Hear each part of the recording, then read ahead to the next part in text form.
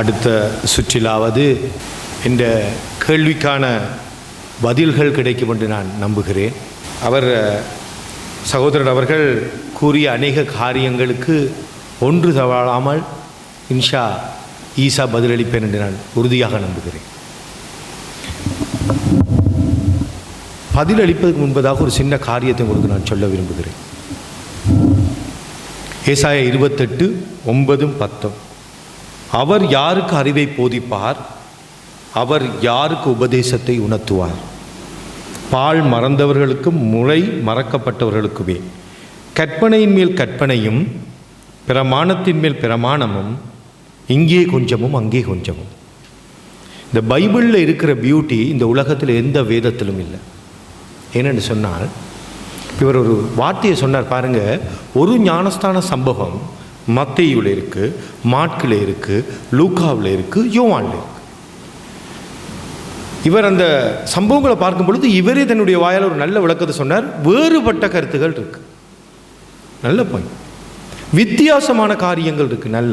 அதுதான் 4 இடத்துல அது எழுதி இருக்கு. ஒரே சம்பவம் 4 இடத்துல ஒரு விதமாகவே எழுதினால் அது என்னென்று சொல்லுவீர்கள் என்று எனக்கு விளக்கவில்லை.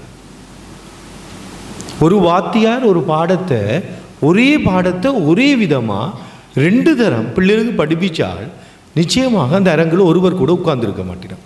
அட்லீஸ்ட் ஒரு பாயிண்டாவது வித்தியாசமாக இருக்கும்.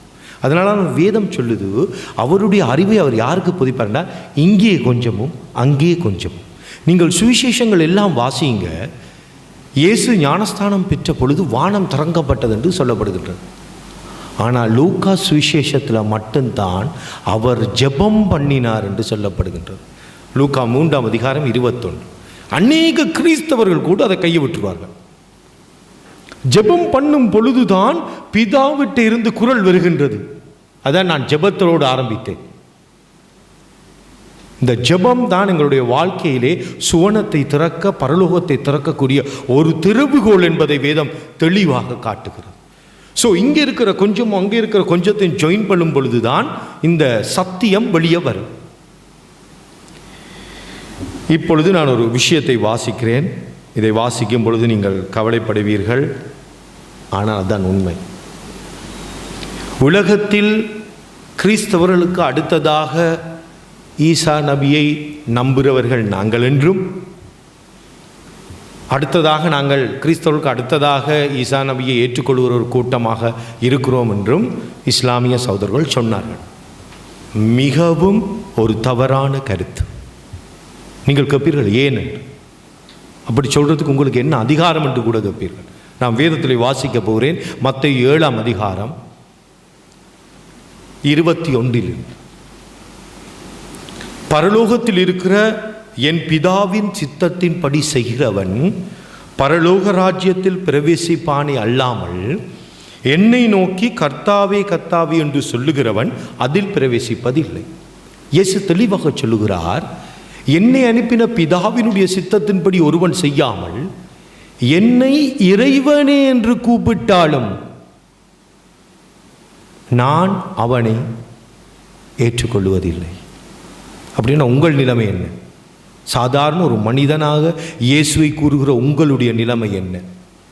அடுத்த வார்த்தை, அந்நாளில் அநேகர் என்னை நோக்கி, இஸ்லாமியர்கள் அல்ல, இது கிறிஸ்தவர்கள், கர்த்தாவே கர்த்தாவே உமது நாமத்தினாலே தீர்க்க தரிசனம் உரைத்தோம் அல்லவா, உமது நாமத்தினாலே பிசாசுகளை துரத்தினோம் அல்லவா, உமது நாமத்தினாலே அற்புதங்களை செய்தோம் அல்லவா என்பார்கள்.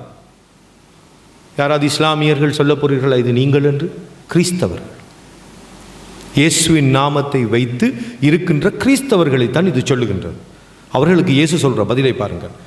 அப்பொழுது நான் ஒரு காலமும் உங்களை அறியவில்லை, அக்கிரம செய்காரே என்னை விட்டு அகன்று போங்கள் என்று சொல்லுவேன். கிறிஸ்தவர்களுக்கு இதுதான் கெதி என்று வேதம் சொல்லுகின்றது. அப்படி இப்படி நீங்கள் சொல்லுவீர்கள், நாங்கள் இயேசுவை அடுத்ததாக நம்புகிறோம்.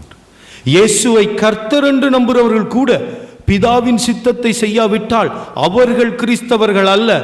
இதுதான் எங்களுடைய வேத நிலைப்பாடு. இன்று ஒரு அரங்கிலே ஒருவர் முஸ்லீமாக மாறுகிறார் என்று சொன்னால் லாஹிலா இல்லல்லாஹு முஹம்மது ரசூலுல்லாஹ் என்றோடு அவரை எல்லாரும் கட்டிப்பிடிக்கிறார்கள். இது கிறிஸ்தவம் அல்ல. அந்த பிதாவின் சித்தத்துக்குள் அவன் இறங்கி வாழும் பொழுதுதான் அவன் கிறிஸ்தவனாக மாறுகிறான். சோ கிறிஸ்தவர்களுக்கே கடைசி காலத்தில் ரட்சிக்கப்படுவது மிக அரிது என்றுதான் வேதம் சொல்லுகின்றது. ஆகையால் முஸ்லிம்கள் எங்கு நிற்பார்கள் என்றதை அவர்களே சிந்திக்க வேண்டும். அவர்களுக்கு என்ன நடக்கும்?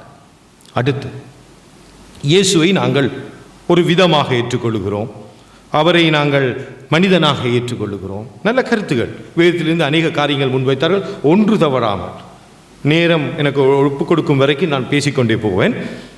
அடுத்ததாக 2 கொரிந்தியர் 11ஆம் அதிகாரம் 4வது வசனம், வேதத்தினுடைய சிறப்பை பாருங்கள். எப்படியெனில் உங்களிடத்தில் வருகிறவன் நாங்கள் பிரசங்கியாத வேறு இயேசுவை பிரசங்கித்தானால், அதாவது நாங்கள் பிரசங்கித்த இயேசுவை இல்லை, இன்னொரு இயேசுவை, அல்லது நீங்கள் பெற்றிராத வேறொரு ஆவியை, இன்னொரு ஸ்பிரிட், நீங்கள் ஏற்றுக்கொள்ளாத வேறொரு சுவிசேஷத்தை பெற்றீர்களானால் நன்றாய் சகித்திருப்பீர்களே. அதாவது பைபிளில் திட்ட தெளிவாய் தேவன் முன்கூட்டியே சொல்லிட்டார், இன்னொரு இயேசுவை இந்த உலகத்தில் போதிப்பாங்க. அந்த இன்னொரு இயேசுவை போதிக்கிறதுக்கு இன்னொரு ஆவி வேலை செய்யும். அதுதான் அது வேறொரு சுவிசேஷம்.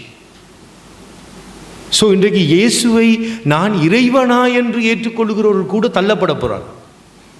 அவருடைய நாமத்தினால் அற்புதங்கள் செய்ய போறவர்கள் கூட தள்ளப்பட போறார்கள். ஏன்? பிதாவின் சித்தத்தை செய்யவில்லை. இப்போ ஒரு சிலர் கேள்வி கேட்பார்கள், பிதாவினுடைய சித்தம் என்றால் என்ன? இப்போ பாருங்க, ஒரு சம்பவம் ஒரு இடத்துல எழுதியிருந்தா மறு இடத்திலும் எழுதியிருக்க நான் சொன்னேன். ஏன் சொல்லி இருக்கு? இந்த சம்பவம், இதே சம்பவம் லூக்கா 6ஆம் அதிகாரத்துக்கு நாங்கள் கடந்து போகிறோம். இதே சம்பவம், இதே விஷயம் மிகவும் வேறாக சொல்லப்பட்டிருக்கு.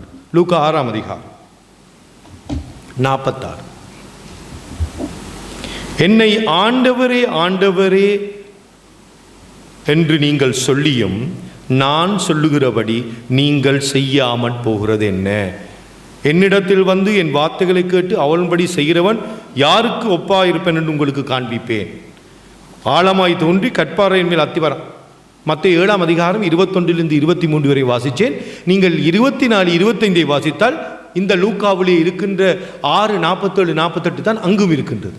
அதாவது என்னை ஆண்டவரே ஆண்டவரே என்று சொல்லியும் நான் சொல்லுகிறபடி ஒருவன் செய்யவில்லை என்று சொன்னால் அவன் பிதாவின் சித்தத்தை செய்தவன் அல்ல. சோ பிதாவின் சித்தம் என்றது நான் வேதாகமத்திலிருந்தே உங்களுக்கு எடுத்து காட்டப் போகிறேன். யோவான் 6ஆம் அதிகாரம் 40வது வசனம். குமாரனை கண்டு இயேசு சொல்கிறார், அவனிடத்தில் விசுவாசமாய் இருக்கிறவன் எவனோ அவனை நித்திய ஜீவனை அடைவதும் நான் அவனை கடைசி நாளில் எழுப்புவதும் என்னை அனுப்பினவருடைய சித்தமாயிருக்கிறது. என்னை முழுமனதோடு எவன் விசுவாசிக்கிறானோ அவனுக்கு மாத்திரம் தான் நித்திய ஜீவன் உண்டு என்பதை, அப்ப அவரை முழுமனதோடு விசுவாசிக்கிறவன் அவர் சொல்லுகிறபடி செய்ய வேண்டும். அவன் தான் கிறிஸ்தவன். ஸோ அதனால் இஸ்லாமியர்கள் நாங்கள் கிறிஸ்தவர்கள் என்றோ கிறிஸ்தவர்களுக்கு அடுத்தவர்கள் என்ற கருத்தை ஒரு எள்ளளவேன்னு நான் ஏற்றுக்கொள்ள போவதில்லை என்ற இதே கருத்தை கிறிஸ்தவர்கள் சொன்னால் கூட நாங்கள் ஏற்றுக்கொள்ள மாட்டோம். என்றால் கிறிஸ்தவர்கள் இயேசு சொன்னதின்படி வாழவில்லை என்று சொன்னால் அங்கு சொல்லுவதற்கு இடமே கிடையாது. அடுத்ததாக அவர் ஒரு நல்ல ஒரு பாயிண்ட்டை சொன்னார், சந்தோஷமாக இருந்தார். உபாகம் 6ஆம் அதிகாரம் 4-5 எடுத்தார். மாற்கு 12ஆம் அதிகாரம் 29-30 எடுத்தார். ஒன்றை சொல்ல தவற விட்டார். அந்த மாற்கு 12-29-30 உபாகம் 6-4-5 தான் இயேசுநாதர் கோட் பண்றார். மறந்துடாதீங்க. பெஸ்ட் உபாகமத்தில் இருக்கிறத தான் கோட் பண்ணி பேசுறார் ஜீசஸ். அவர் தௌராத்தில் உள்ளதை கோட் பண்ணி தான் பேசுறார். இயேசு பேசின 10% ஓல்ட் டெஸ்டமென்ட். ஆனா இன்றைக்கு இஸ்லாமியர்கிட்ட நீங்கள் கேட்டீங்கன்னு சொன்னால் எங்கய்யா உங்கள் தௌராத்து மிஞ்சிலுமெண்டா காணாமல் போச்சு, மாற்றிட்டாங்க. ஆனால் குர்ஆன்ட்ட நீங்கள் போனீங்கண்டா சூரா 6:34 10:64. ஆனால் நான் சூரா 6:34 மட்டும் வாசிக்கிறேன், ஒரு பகுதியை மட்டும் வாசிக்கிறேன், நேரம் போய்கொண்டிருக்கிறபடியா. அல்லாஹ்வுடைய வார்த்தையை மாற்றுறவர் எவரும் இல்லை.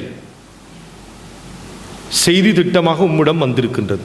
அல்லாஹ்வுடைய வார்த்தையை மாற்ற முடியாது, இது அல்லாஹ்வுக்கு மகத்தான வெற்றி என்று சொல்லுகின்ற குர்ஆன் அதே தவ்ராத்தும் இஞ்சிலும் மாறுபட்டது என்று சொல்லுகின்றது. ஒன்று இது அல்லாஹ்வுடைய வார்த்தையாக இருக்கணும், இல்லாவிட்டால் அது அல்லாஹ்வுடைய வார்த்தை இல்லாமல் இருக்க வேண்டும். ஸோ இயேசு பேசுகின்ற பொழுது பழைய ஏற்பாட்டில் இருந்து தான் எடுத்து பேசினார். நீங்கள் அதிர்ச்சி அடைய போகிற ஒரு காரியத்தை உங்கள் முன் வைக்க போகிறேன்.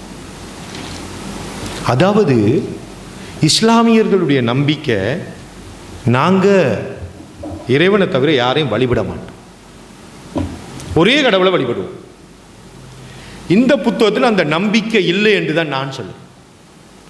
ஓர் இறைவனை வழிபடுங்கள் என்ற நம்பிக்கை இந்த புத்தகத்தின்படி சைத்தானுக்கு தான் இருக்கின்றது, இறைவனுக்கு இல்லை.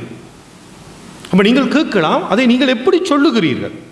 உங்களுக்கு எப்படி அப்படி சொல்றதுக்கு அனுமதி உண்டு?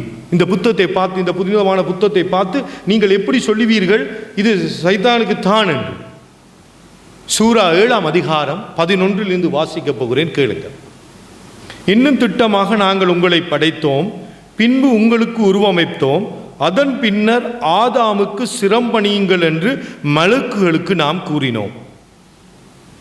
அப்பொழுது இப்லீஸை தவிர அவர்கள் சிரம் பணிந்தார்கள், சிரம் பணிந்தவர்களில் அவன் இருக்கவில்லை.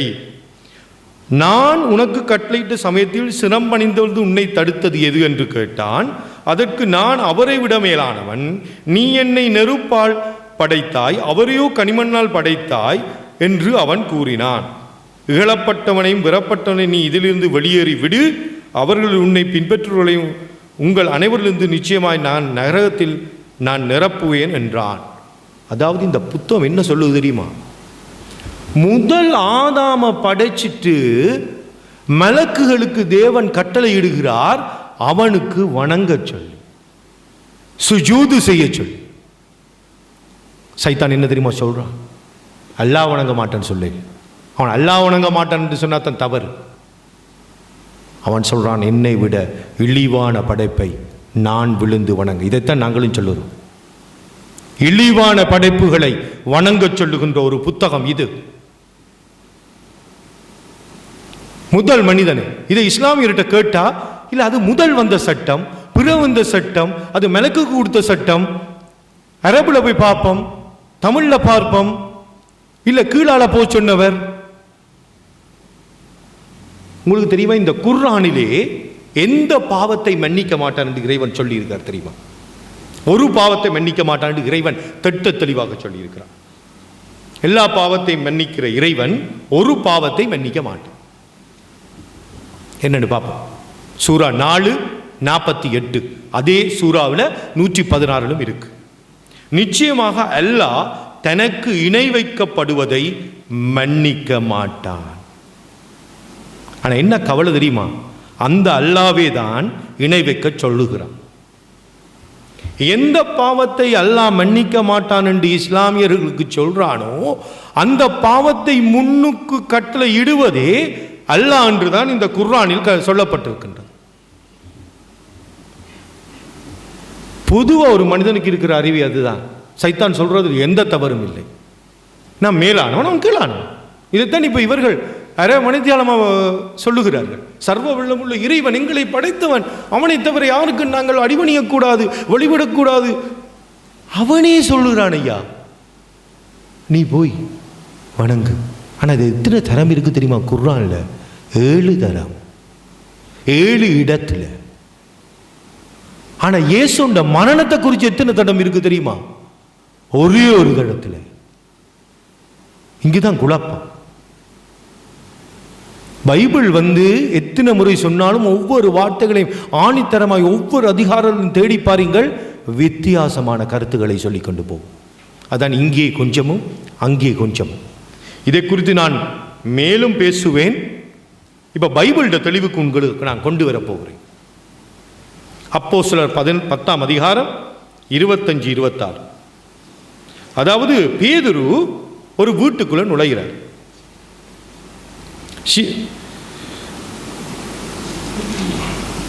பேதுரு உள்ளே பிரவேசித்த பொழுது கொர்நேலியு அவனுக்கு எதிர்கொண்டு போய் அவன் பாதத்தில் விழுந்து பணிந்து கொண்டான். பேதுரு அவனை தூக்கிட்டு எழுந்திரு, நானும் ஒரு மனுஷன் தான் என்றான். என்ன தெளிவு தெரியுமா? மனுஷனை வழிபடக்கூடாது. இது வேதத்தில் ஆணித்தரமான ஒரு உண்மை. எந்த பேதுருட்ட கேட்டாரோ, அவர் மெசியா என்று சொன்னாரோ, கிறிஸ்து என்று சொன்னாரோ என்று அந்த சகோதரன் வாசிச்சாரோ, அதே பேதுரு வழிபட்ட பொழுது தெளிவாக சொல்லப்படுகின்றது, என்னை வழிபடாது, நான் ஒரு மனிதன். இப்போ அடுத்ததாக நாங்கள் யார்கிட்ட போகிறோம் தெரியுமா? மலக்கிட்ட, தேவதூதன்ட்ட. வெளிப்படுத்தல் 19வது அதிகாரம் 10வது வசனம். பைபிள் எவ்வளவு கிளியர் என்று பாருங்க. அப்பொழுது அவனை வணங்கும்படி அவனுடைய பாதத்தில் விழுந்தேன். அவன் என்னை நோக்கி, இப்படி செய்யாதபடி பார், உன்னோடும் இயேசுவை குறித்து சாட்சி விட்டும் சகோதரோடும் கூட நானும் ஒரு ஊழியக்காரன், தேவனை தொழுது கொள். ஒரு மலக்குவை வழிபட போன பொழுது சொல்லப்படுகின்ற வார்த்தை தேவனை தொழு. ஒரு மனிதன்கிட்ட வழிபட்ட பொழுது சொல்லப்படுகின்ற வார்த்தை தேவனை, நான் ஒரு மனுஷன், என்ன வழிபடா. இவர் ஒரு அப்போஸ்தலர் 28ஆம் அதிகாரத்தில் பவுல் அப்போஸ்தலரை தேவன் என்று சொன்னார் என்று ஒரு வார்த்தை வாசித்தார். சந்தோஷப்பட்டேன் அந்த வார்த்தை இவர் வாசிக்கும் பொழுது. ஏன் தெரியுமா? அந்த வார்த்தையை அவர் வாசித்த பொழுது அதில் ஒரு இம்பார்ட்டண்டான ஒரு பாயிண்ட் ஒன்று வருது. நீங்கள் அநேக டிஸ்கஷன்களுக்கு போயிருக்கலாம். இஸ்லாமியர்கள் நஞ்சு போத்தலோடு வருவார்கள். ஏன் நஞ்சு போத்தல் வருவார்கள்னா, பைபிளில் போட்டிருக்கு, பைபிளை விசுவாசிக்கிறவங்க குடிச்சாலும் சாக மாட்டாங்க. ஸோ அது எங்கே, அதுக்கு ஒரு விளக்கம் உண்டு. மார்க்கு 16:17-18, விசுவாசிகளால் நடக்கும் அடையாளங்கள், என் நாமத்தினால பிசாசுகளை துரத்துவார்கள், நவமான பாஷைகளை பேசுவார்கள், சர்ப்பங்களை எடுப்பார்கள், சாவுக்கு ஏதுவான யாதொன்றை குடித்தாலும் அது அவர்களை சேதப்படுத்தாது. இதை இஸ்லாமியர்கள் விளங்கி கொள்ளாமல் அங்குதான் அது பவுலுக்கு நிறைவேறுது. ஒரு விஷ பாம்பு கடித்த பொழுது கூட தேவன் சாக அனுமதிக்க. இவ்வளோ கிளியர் என்று பாருங்க இந்த வேதத்தை. அதை விட்டு போட்டு நஞ்சு போத்தலோட வாராங்க மேடைக்கு. வேதத்தை படிக்காம, வேதத்தில் என்ன அடிப்படையில் அதை சொல்லி இருக்கின்றதை அறியாம பேசுறது எவ்வளவு ஒரு அறியாமை என்று யோசிச்சு பாருங்க. வேதம் இஸ் வெரி கிளியர். எது சொல்லுதோ அதை நிறைவேற்றி காட்டுகிறது இந்த வேதாமத்தில். எங்க பழைய ஏற்பாட்டில் என்று சொல்லுதோ. அடுத்து இவர் ஒரு நல்ல விஷயம் என்று சொன்னார். நல்ல சந்தோஷம். அது மெஸ்ஸியா என்று ஈசாவுக்கு முன்னுக்கே சொல்லப்பட்டிருந்தேன்னு சொன்னார். நல்ல விஷயம். இந்த பைபிளிலே இயேசு தன்னை மெஸ்ஸியாவாக சொன்ன ஒரே ஒரு இடம்தான். புரட்டி படிச்சுப்பார். நான் மெஸ்ஸியாண்டவர் ஏற்றுக்கொண்ட இடம் ஒரே ஒரு இடம் தான். அது எங்க தெரியுமா? யோவான் 4ஆம் அதிகாரத்தில். யோவான் 4ஆம் அதிகாரத்தில் உங்களுக்கு அந்த கதை தெரியும். ஒரு சமாரிய ஸ்திரியோடு தேவன் பேசுகிறார். அப்பொழுது அந்த ஸ்திரியோடு அவர் பேசும் பொழுது இயேசு பல விஷயத்தை பேசுகிறார் அந்த ஸ்திரியோடு. அந்த ஸ்திரி அவளை நோக்கி, ஆண்டவரே, எனக்கு தாகம் உண்டானாலும் நான் இப்படி மொண்டு கொள்ள வராபடி எனக்கு தண்ணீரை எனக்கு தர வரும் என்றாள். யோவான் 4:15. அதற்கு இயேசு அவளை நோக்கி, நீ போய் உன் புருஷனை இங்கே அழைத்து கொண்டு வா என்றார். அதற்கு அந்த ஸ்திரி, எனக்கு புருஷன் இல்லை என்றாள். இயேசு அவளை நோக்கி, எனக்கும் புருஷன் இல்லை என்று நீ சொன்னது சரிதான். எப்படின்னா 5 புருஷர்கள் உனக்கு இருந்தார்கள், இப்பொழுது உனக்கு இருக்கிறவன் உனக்கு புருஷன் அல்ல, இதை உள்ளபடி சொன்னாய் என்றார். அப்பொழுது அந்த தீசரி அவரை நோக்கி, ஆண்டவரை, நீர் தீர்க்கதரிசி என்று காண்கிறேன். என்ன இந்த சகோதரர் சொன்னார்கண்டா, இயேசு ஒரு தீர்க்கதரிசி. எவ்வளோத்தோட ஸ்டாப் பண்ணிட்டோம். ஒப்பந்தத்தின் அடிப்படையிலும் அதைத்தான் சொல்லியிருக்கிறோம், இயேசு ஒரு தீர்க்கதரிசி. பட் இந்த சமாரிய ஸ்திரி, அதாவது யூத குலத்தில் இல்லாதவ என்ன சொல்றான்னு பாருங்க. Very beauty. யோவான் 4ஆம் அதிகாரம் 26. அந்த ஸ்திரி அவரை நோக்கி, கிறிஸ்து எனப்படுகிற மெஸ்ஸியா வருகிறார் என்று அறிவேன். அவர் வரும் பொழுது எல்லாவற்றையும் நமக்கு அறிவிப்பார் என்றார். ஆமென். அந்த சமாரிய ஸ்திரிக்கு கூட தெரியும் ஒரு மெஸ்ஸியா வருவார் என்று. உன்னை இயேசு என்ன தெரியுமா சொல்றார்? அதற்கு இயேசு, உன்னோடு பேசுகிற நானே அவர் என்றார். குர்ஆன்ல இருந்து காட்டுங்க ஐயா, அந்த காலத்தில் மெஸ்ஸியான்னு சொன்னாங்க, ஈசாவை எதிர்பார்த்தாங்கன்னு காட்டுங்க எனக்கு குர்ஆன்ல இருந்து. இன்றைக்கு நீங்க குர்ஆனை வாசிட்டு ஓ மெஸ்ஸியாண்டு நம்பினாங்கன்னு சொல்றதை காட்டாதீங்க எனக்கு. அந்த காலத்தில் இந்த புத்தகத்தை கொண்டு, அட்லீஸ்ட் அந்த காலத்தில் இருக்க புத்தகம் வேண்டாம், அதுக்கு முன்னுக்கு வந்த ஒரு நபியாவது ஈசாவை மெஸ்ஸியா வருவார் என்று சொன்னதாக காட்டு. ஒரு சமாரியருக்கு இருக்கிற அறிவு கூட இஸ்லாமியர்களுக்கு இல்லை. யூத குலத்தில் இல்லாத ஒரு பெண் தெளிவாக சொல்லுகிறார் மெஸ்ஸியா ஒன்று அறிவை. அதே அதிகாரத்தில் தான் அந்த சமாரிய ஊருக்கு போய் இயேசு பிரசங்கிக்கிறார். 42வது வசனம். அந்த ஸ்திரியை நோக்கி, உன் சொல்லின் நிமித்தம் அவருடைய உபதேசத்தை நாங்கள் கேட்டு அவரை மெய்யாகிய கிறிஸ்துவாகிய உலக இரட்சகர் என்று அறிந்து விசுவாசிக்கிறோம் என்றார்கள். அந்த சமாரிகள் என்ன செய்தார்கள் தெரியுமா? இயேசு அந்த ஊருக்கு போன பொழுது நீங்கள் உலகத்துக்கே இரட்சகர் என்று சொன்னார்கள். என்ன பியூட்டி! நீங்கள் மெஸ்ஸியா என்று இன்றைக்கு அறிகிறீங்க. சூரா 3:45 மட்டும்தான் நீங்கள் அந்த காரியத்தை சொல்கிறீங்க. நான் சொல்கிறது அது இல்லை. மோசேண்ட வாயிலேருந்து காட்டுங்க, தாவூதுன வாயிலேருந்து காட்டுங்க. 2 விதத்தை தான் முன்னுக்கு நம்புறீங்க. உங்களுக்கு காட்ட முடியாது. உங்களோட காரியங்களை குறித்து உங்களுக்கு குர்ஆனில் காட்ட முடியாது. அதான் என் மெயின் ஃபோக்கஸ். என் கேள்விக்கான பதில் வர வேண்டும். அந்த கேள்விக்கான பதில் வரும்பொழுது தான் நான் இன்னும் ஆழமாக காட்டுவேன். ஆக இந்த புத்தகம் ஒரு கனிமண்ணால் படைக்கப்பட்ட மனிதனை மனிதன் அல்ல, மலக்கு வணங்க சொல்லுகிற ஒரு புத்தகம். அதுவும் யார் சொல்றார்? சர்வ வல்லமுள்ள இறைவன். அதில் என்ன பிரச்சனை தெரியுமா? உடனே இது இஸ்லாமிய கேட்ட ஒரு பாயிண்ட் சொல்லுவான், இறைவன் அவனை சோதிக்கிறதுக்காக. அவனை சோதிக்கிறதுக்காக வச்சு அவனுக்கு மட்டுமில்லை வச்சிருக்கணும், மற்றவங்க எல்லாம் வழிபட்டாங்களே. நீங்க இறைவனை சோதிக்கிறீங்க போல எனக்கு தெரியுது. சோதிக்கிறவனுக்கு தான் சோதனை. ஆபிரகாமுக்கு தான் சோதனை. ஆபிரகாம் முழு இனத்தையும் வச்சு ஆண்டவர் சொன்னார், உங்களோட பிள்ளைகளை கொண்டு போய் பலி செலுத்துங்கன்னு. வச்சது யாருக்கு சோதனை? சகலருக்கும். எல்லாரும் விழுந்து வணங்குறாங்க. சோ ஒரு படைக்கப்பட்டவனை வழிபடலாம் என்று சொல்லுகின்ற ஒரே புத்தகம் இதுதான் என்ன பொறுத்தளவு இந்த உலகத்தை. ரெண்டாவது என்ன இன்ட்ரெஸ்டிங் தெரியுமா? நீங்க தௌராத்தை வாச்சாலும் சரி, ஜபூரை வாச்சாலும் சரி, யூதர்கிட்ட போனாலும் சரி, நீங்க இயேசுல தான் நம்பிக்கை வைக்கும். நீங்க குர்ஆனை வாசிச்சாலும் இயேசுல தான் நம்பிக்கை வைக்கும். நீங்க பைபிளை வாசிச்சா சரியான இயேசுல நம்பிக்கை வைப்பீங்க. இந்த 2 புத்தகம் இயேசுவை சொல்லுது. உலகம் அறிந்த ஒரு உண்மை. ஆனால் இந்த புத்தகம் உங்களோட நபியாகிய முகமது நபியே சொல்லு பெருசா. ஒரே ஒரு கேள்விதான் இஸ்லாமிய நான் கேட்பேன், உங்களோட கலீமாவை உங்கள் குர்ஆனில் காட்டுங்க. No answer. எந்த ஒரு காலத்திலும் எங்கட பைபிள்ல கூட இல்லாத இந்த கலீமா இயேசுக்கு மட்டும்தான், பிதாவுக்கு அடுத்ததாக. ஒரு மனிதன் இறைவனை பற்றி மட்டும் சொல்லுகின்ற பொழுது இறைவனுக்கு மட்டும்தான் சொல்ல வேண்டும். முகமது அவருடைய அடியான், ஈசா அவருடைய அடியான், தாவீது அவருடைய அடியான், இதெல்லாம் சொல்ல தேவையில்லை. இறைவனுக்கு மட்டும்தான் புகழ்ச்சி போய் சேர வேண்டும். அப்படினால் ஈசாவுக்கு ஏன் புகழ்ச்சி போய் சேருது என்று நீங்கள் கேட்கலாம். என்றால் அவரை நாங்கள் ஒரு படைக்கப்பட்டவரை நம்பவில்லை. ஒரே ஒரு வார்த்தையை சொல்ல விரும்புகிறேன். இவர் சொன்னார், நல்ல வறுமையான வசனம் பைபிளில், சங்கீதம் 90:2, எல்லா கிறிஸ்தவர்களும் எடுக்கின்ற ஒரு வசனம்.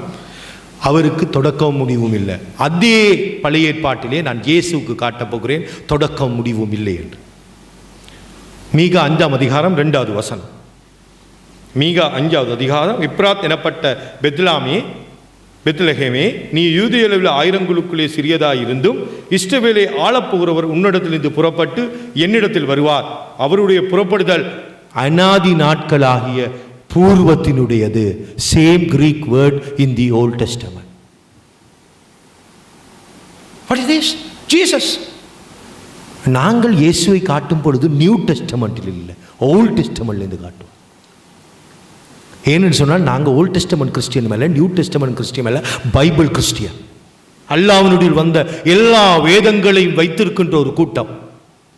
அறையையோ காரையோ இவர் பேசுகின்ற பொழுது சொன்னார், பைபிளிலே சில குறிப்புகள் இருக்கின்றது இயேசுவை பற்றி, சில காரியங்கள் இருக்கிற முழு குறிப்பும் இதில் மட்டும்தான் இருக்கு, இதெல்லாம் குறிப்பு இல்லை என்று சொல்கிறேன். அதான் 18 கேள்விகளை முன் வச்சிருக்கிறேன்.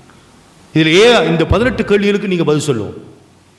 இல்லை ஐயா, இந்த டிஸ்கஷனுக்கு டைம் இல்லை, அதனால் 5 தான் சொல்லலாம் என்று நீங்கள் சொன்னால் கூட முடிஞ்ச அப்புறவாது அதை சொல்லுவோம்.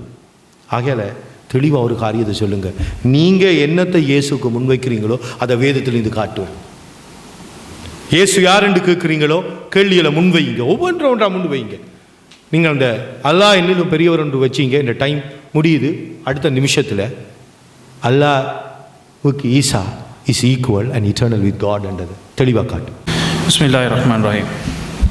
சகோதர சகோதரிகளே, முதலாவது ஒரு விடயத்தை நான் சொல்ல விரும்புகிறேன். என்ன காரணம்னு சொன்னால், இந்த விவாதத்தோட தலைப்பு என்னன்னு சொன்னால், இயேசு சர்வ வல்லமை உள்ள இறைவனா? நமது நிலைப்பாடு என்ன? இயேசு சர்வ வல்லமை உள்ள இறைவன் அல்லன்றதுக்காக வேண்டி நாங்கள் வாதங்கள் எடுத்து வைப்போம். அதே மாதிரி சகோதரர் ராஜகுலசிங்கம் அவருடைய நிலைப்பாடு என்ன? இயேசு சர்வ வல்லமை உள்ள இறைவன் என்ற நிலைப்பாட்டுக்காக அவர் வாதங்களை எடுத்து வைக்கணும்.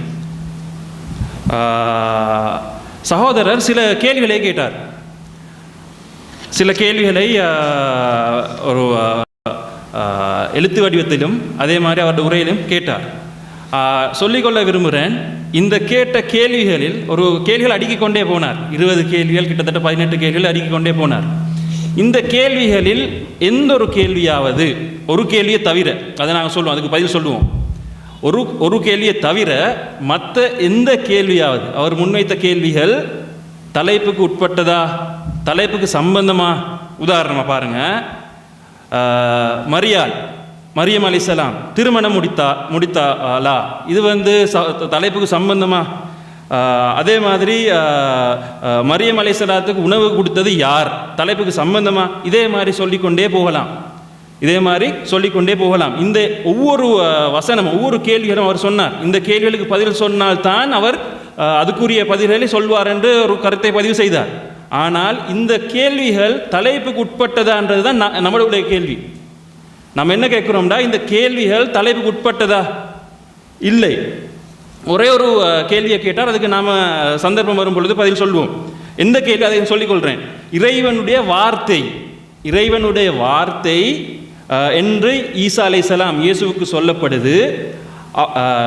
அந்த வார்த்தையானது, இறைவனின் வார்த்தை ஆரம்பம் உள்ள ஒரு பொருளாக இருக்க முடியுமா? ஆரம்பம் அல்ல, இறைவனின் வார்த்தைக்கு ஆரம்பம் இருக்கக்கூடாது என்ற ஒரு வாதத்தை வைத்தார். அதுக்கு நாங்கள் சந்தர்ப்பம் வரும்பொழுது பதில் சொல்வோம். என்ன நான் சொல்லிக்கொள்ளணும், அடிக்கடி சொல்கிறார், கேள்விகளை தந்தேன், அதுக்கு பதில் எங்கே ஒரு கேள்வியை அவர் கேட்டார். இந்த கேள்விகள் தலைப்புக்கு சம்பந்தம் இல்லைன்றதுதான் முக்கியமான ஒரு பாயிண்ட். இரண்டாவது ஆச்சரியமான விடயம் என்னன்னு சொன்னால், இவர் கேட்டார், அதாவது யோவான் யார், அவருடைய பிறப்பு என்ன, அவருடைய ஸ்பெஷாலிட்டி என்ன, அதை பற்றி கேள்விகளை கேட்டார். ஆனால் அவர் கேட்குற கேள்விகளில் கடைசி பகுதியில் அதுக்கு பதிலையும் சொல்கிறார். அதுதான் ஆச்சரியமான விடயம். அதாவது இயேசுவும் யஹ்யாவும் 2 பேரும் ஒரே தன்மைகள் கொண்டவர்கள் என்று ஒரு பதிலை சொல்லி கொண்டு வரான். பதிலே சொல்லும் பொழுது ஆரம்பத்தில் அவர் என்ன கேட்குறாருன்னா, யஹ்யா சொன்னது என்ன, போதித்தது என்னன்ற ஒரு கேள்வியை கேட்டுட்டு கடைசியாக அவர் கேள்வி கேட்கும் விதத்தில் அவர் என்ன பதிவு செய்கிறாருன்னு சொன்னால், யஹ்யாவும் இயேசுவும் 2 ஒரே கருத்தை தான் சொன்னார், ஒரே விதமாகத்தான் இருந்தார்ன்றா அதுக்கு பதிலையும் சொல்லிடுறார். அதை நான் இங்கே சொல்லிக்கொள்ள விரும்புகிறேன். இரண்டாவது, நாங்கள் சுவிசேஷங்கள் 4 ஒப்பிட்டு ஒரு உதாரணத்தை காட்டினோம்.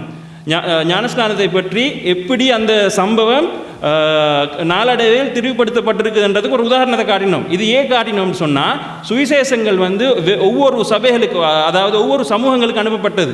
ஒரே சமூகத்துக்கு 4 விதமாக சொல்ல வேண்டிய அவசியம் இல்லை. கிறிஸ்துவ வரலாறும் அதே தான் சொல்லுது. மார்க் சுவிசேஷம் அனுப்பப்பட்ட அந்த சமூகத்துக்கு மத்தேயு சுவிசேஷம் போய் சேரவில்லை. அப்போ சகோதரர் சொல்லும்படி மார்க் சுவிசேஷம் வாசித்த அந்த நபர்கள் இயேசுவை எவ்வாறு நம்புவாங்களோ அதுக்கு விட மாற்றமாக மத்தேயு சுவிசேஷம் வாசித்த அந்த நபர்கள் நம்பியிருப்பாங்கன்றது தான் நாங்கள் வாதமாக வைத்தோம்.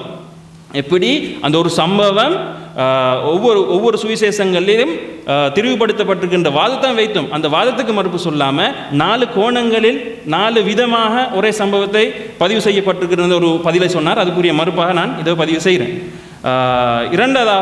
இரண்டாவது காரணம் என்னென்னு சொன்னால், அதாவது ஒரு வாதமாக அவர் எடுத்து வைத்தார். அதாவது கொரிந்தியரில் வர ஒரு வசனத்தை சொல்லி அவர் சொன்னார், அதாவது வேறு சுவிசேஷத்தை, வேறு இயேசுவை போதித்து கொண்டிருக்கிறாங்க, மக்களுக்கு சொல்லி கொண்டிருக்கிறாங்க, ஆனால் நாம் சொல்கிற விதத்தில் தான் நீங்கள் நம்பணும் என்று பவுல் கொரிந்தியர் சபைக்கு அனுப்பி அந்த அதாவது கடிதத்தை உபயோகப்படுத்தி ஒரு வார்த்தை வைத்தார். இப்போ என்ன தலைப்பு, அந்த எவ்வாறு நம்ப வேண்டியது தான் தலைப்பு. பவுல் சொல்கிறாரு, நம்புங்க நம்புங்க, நாங்கள் சொல்கிற மாதிரி நம்புங்கன்ற, எவ்வாறு நம்புங்கன்றது அந்த தலைப்பு. அப்போ அந்த தலைப்புக்குரிய வாதங்களை தான் நாங்கள் எடுத்து வைக்கிறோம். நாங்கள் இவர் கேட்டார், ஆரம்பத்தில் கேட்ட கேள்விகளுக்குரிய பதில் நாங்கள் பதில் சொல்ல வேண்டிய அவசியம் இல்லை. என்னென்னா தலைப்புக்கு சம்பந்தம் இல்லாத கேள்விகளுக்கு நாங்கள் பதில் சொல்ல வேண்டிய அவசியம் இல்லை. நாங்கள் அதில் அந்த வார்த்தை இறைவன் வார்த்தை என்ற அந்த வாதத்துக்கு நாங்கள் பதில் சொல்லுவோம். நாம் இந்த அமர்வை இயேசு இறைவன் அல்ல, இயேசு சர்வ வல்லமையுள்ள இறைவன் அல்லன்றதுக்கு வாதங்களை நாங்கள் வைக்கிறோம் ஒவ்வொன்றா. அதுக்கு பதில் சொல்வார் என்று நாங்கள் எதிர்பார்க்கிறோம். அடுத்ததாக எங்களுடைய விவாதத்தின் தலைப்பே இயேசு சர்வ வல்லமையுள்ள இறைவனா என்பது இல்லை என்பதை எங்களுடைய நிலைப்பாடு. இப்ப சர்வ வல்லமையுள்ள இறைவன் நம்ம சொல்றதுக்கு ஒரு மிஸ் அண்டர்ஸ்டாண்டிங் ஒரு காரணம். அது என்ன தெரியுமா? த காட் ஃபாதர் இந்த ரெண்டு சொல்லையும் சரியா புரிஞ்சுக்கொள்ளலாம். பைபிள்ல பழைய ஏற்பாட்டுல கோட் உண்டு, புதிய ஏற்பாட்டுல ஃபாதர் உண்டு. ரெண்டும் ஒரே மெய்தை நாயகர்களை குறித்து தான் பயன்படுத்தப்படுது. இதற்கு தெளிவா புரிந்து கொண்டோம்னா அது சிக்கல் இல்லா போகும் நினைக்கிறேன். இப்ப பாருங்க, மல்கியா 2:10 பாருங்க. நம்ம எல்லோருக்கும் ஒரே பிதா இல்லையோ, God, ஒரே தேவன் ஃபாதர், ஒரே தேவன் நம்மை சிருஷ்டித்ததில்லையோ, நாம் நம்முடைய பிதாக்கள் உடன்படிக்கையை பரிசுத்தலைக்குள்ளாக்கி அவனவன் தன் சகோதரனுக்கு துரோகம் பண்ணுவானேன். இந்த இடத்துல கோடுன்றது குறிக்கிறது, ஃபாதர்ன்றது குறிக்கிறது சர்வ வல்லமையில் ஒரு இறைவனை தான். அடுத்தது என்ன ஆதாரம் வேணும்னு சொன்னா யோவான் 20:17 கொஞ்சம் பாருங்க. நான் என் பிதாவினிடத்துக்கும் உங்கள் பிதாவினிடத்துக்கும், my father and your father, என் தேவனிடத்துக்கும் உங்கள் தேவனிடத்துக்கும், my God and your God. அழகா பிரித்து சொல்றாரு. ஃபாதர் காட் ரெண்டு ஒருத்தர் தான் குறிக்குது. உங்களுக்கும் ஃபாதர், உங்களுக்கும் காட், எனக்கும் ஃபாதர், எனக்கும் காட். அழகான இயேசுவின் வாக்கு உள்ளது. அப்ப ஏறி போய் என்னவர்களுக்கு சொல்லு என்றார்.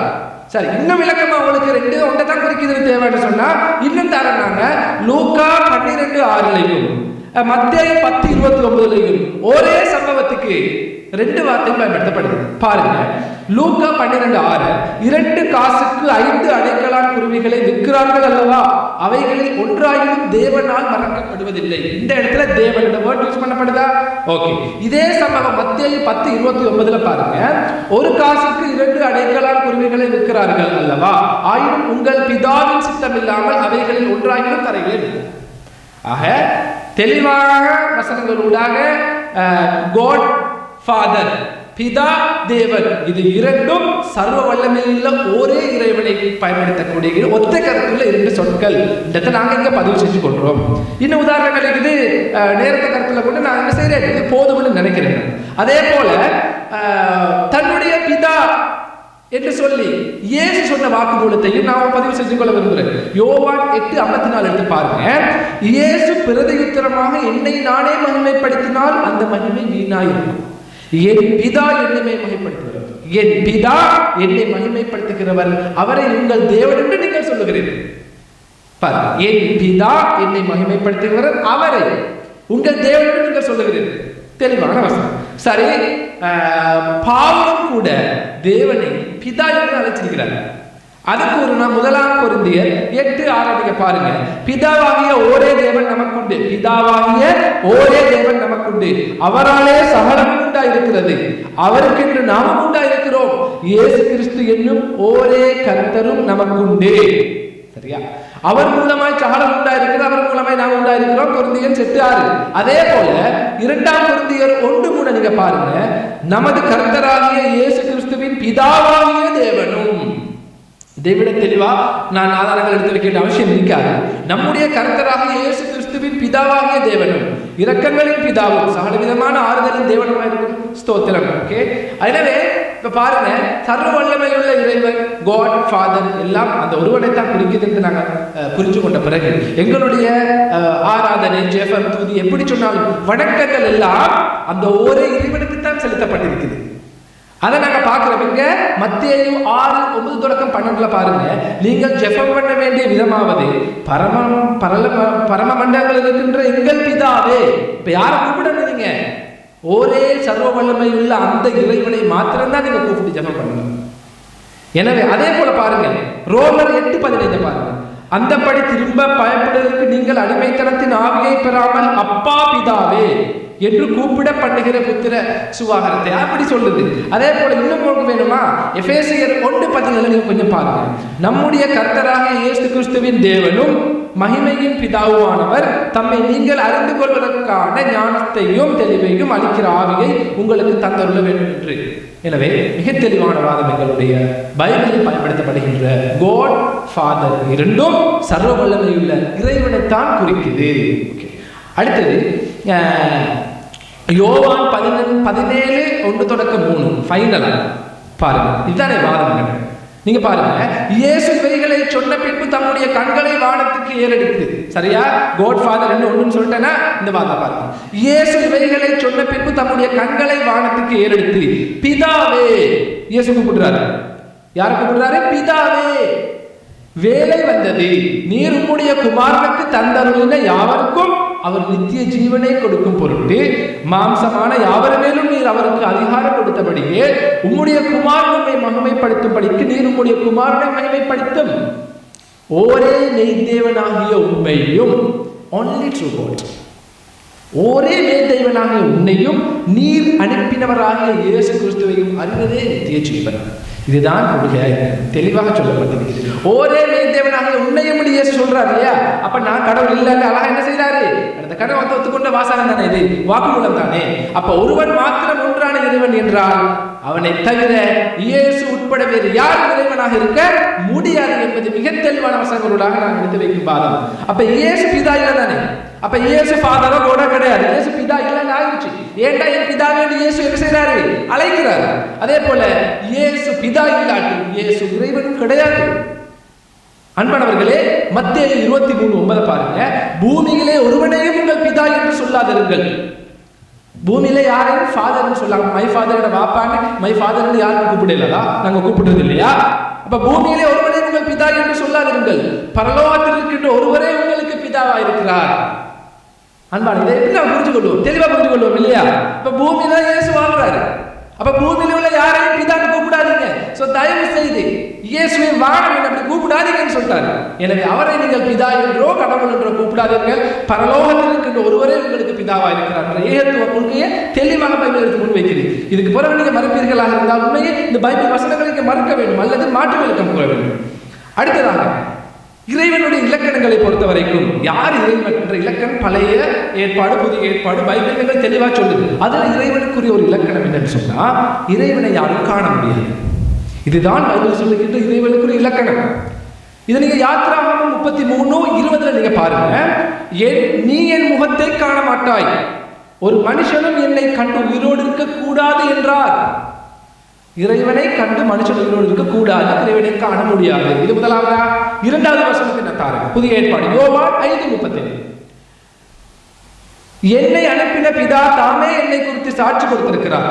நீங்கள் ஒரு காலம் அவர் சத்தத்தை கேட்டதும் இல்லை, அவர் ரூபத்தை கண்டதும் இல்லை. இதே இயேசு சொல்றது.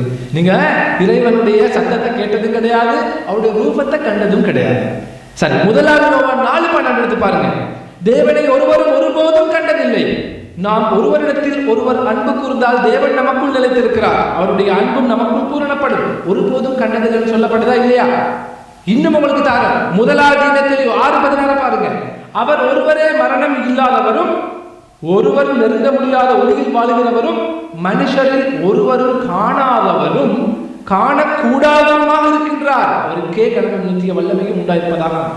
இயேசு பூமியில வாழ்றாரு, எல்லாரும் பார்க்குறாங்க, தெளிவாக பார்க்குறாங்க, பழகுறாங்க.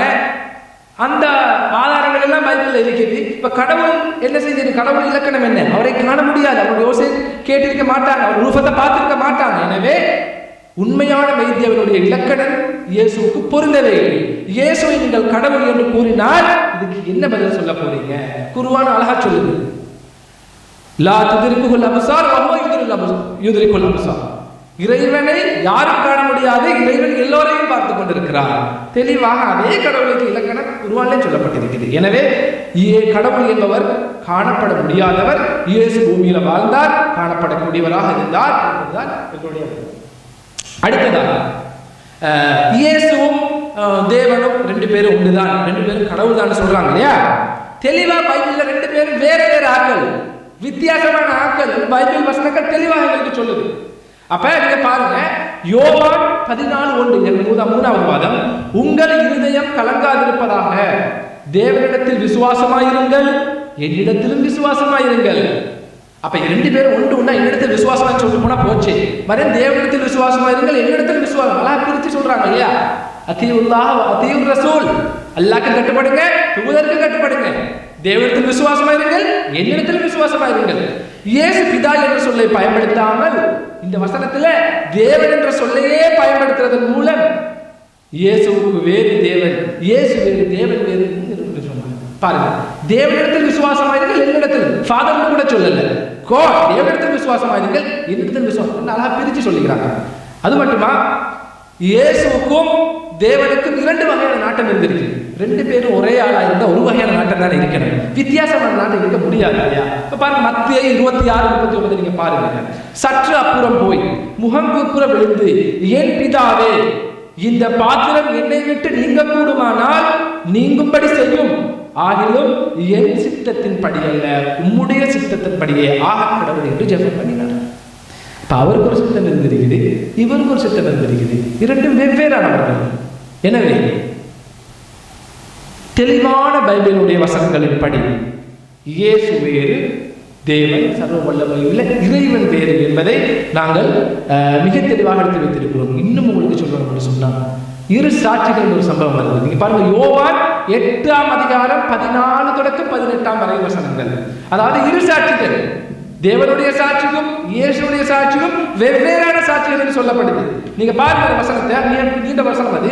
இயேசு அவர்களுக்கு பிரதியுத்தரமாக, என்னை குறித்து நானே சாட்சி கொடுத்தாலும் என் சாட்சி உண்மையாய் இருக்கு. ஏனெனில் நான் எங்கே இருந்து வந்தேன் என்றும் எங்கே போகிறேன் என்றும் அறிந்திருக்கிறேன். நீங்களோ நான் எங்கே இருந்து வருகிறேன் என்றும் எங்கே போகிறேன் என்றும் அறியீர்கள். நீங்கள் மாம்சத்துக்கேற்றபடி நியாயம் இருக்கிறீர்கள், நான் ஒருவனையும் நியாயம் இருக்கிறதில்லை. நான் நியாயம் இருந்தால் என் தீர்ப்பு சத்தியத்தின்படி இருக்கும். ஏனெனில் நான் தனித்திருக்கவில்லை, நானும் என்னை அனுப்பின பிதாவுமாக இருக்கிறோம். 2 பேருடைய சாட்சி உண்மை என்று உங்கள் நியாய பிரமாணத்தில் 2 பேர், ஒருத்தராக இருந்தா 2 பேருக்கு சொல்ல வேண்டிய அவசியம் இல்லை இல்லையா?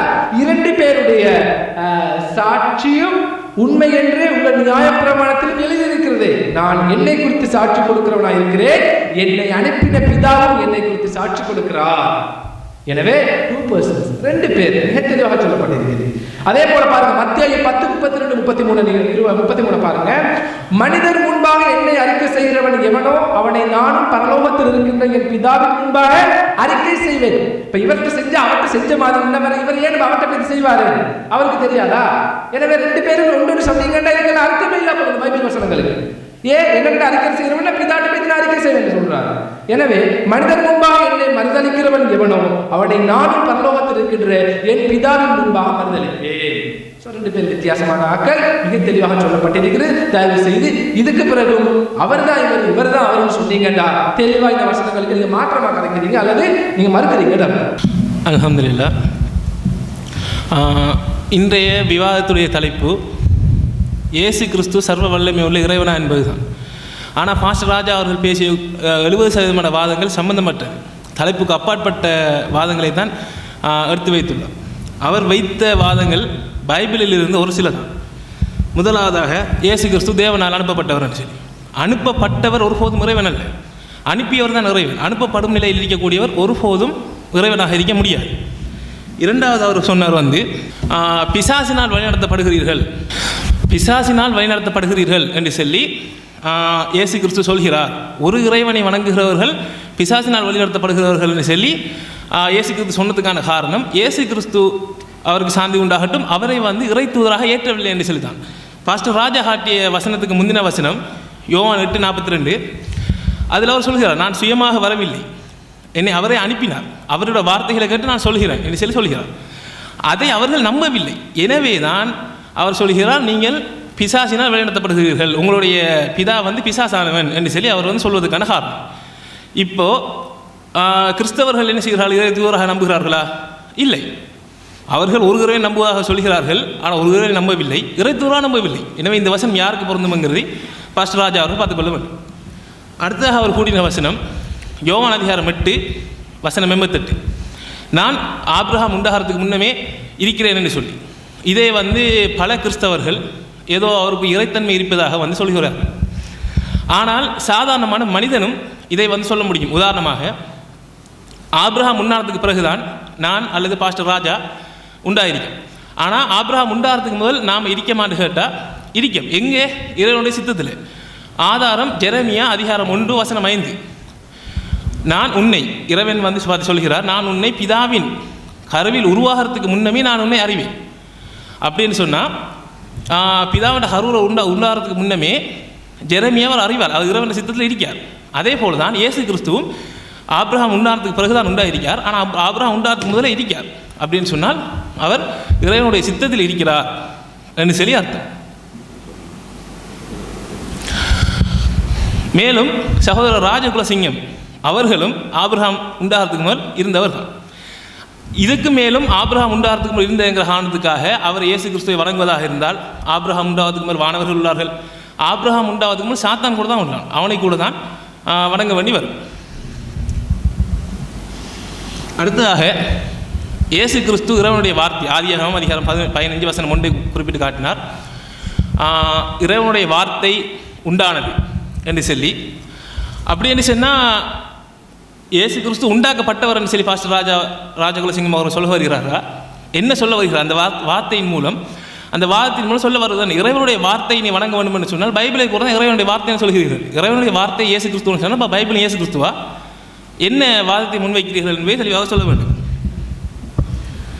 அடுத்ததாக மத்தேயு 7:22, அதாவது என்னை இறைவன் என்று சொன்னால் சொல்பவர்களுக்கு சொர்க்கம் கிடையாது என்று சொல்லி தெளிவாக சொல்லப்பட்டுள்ளது.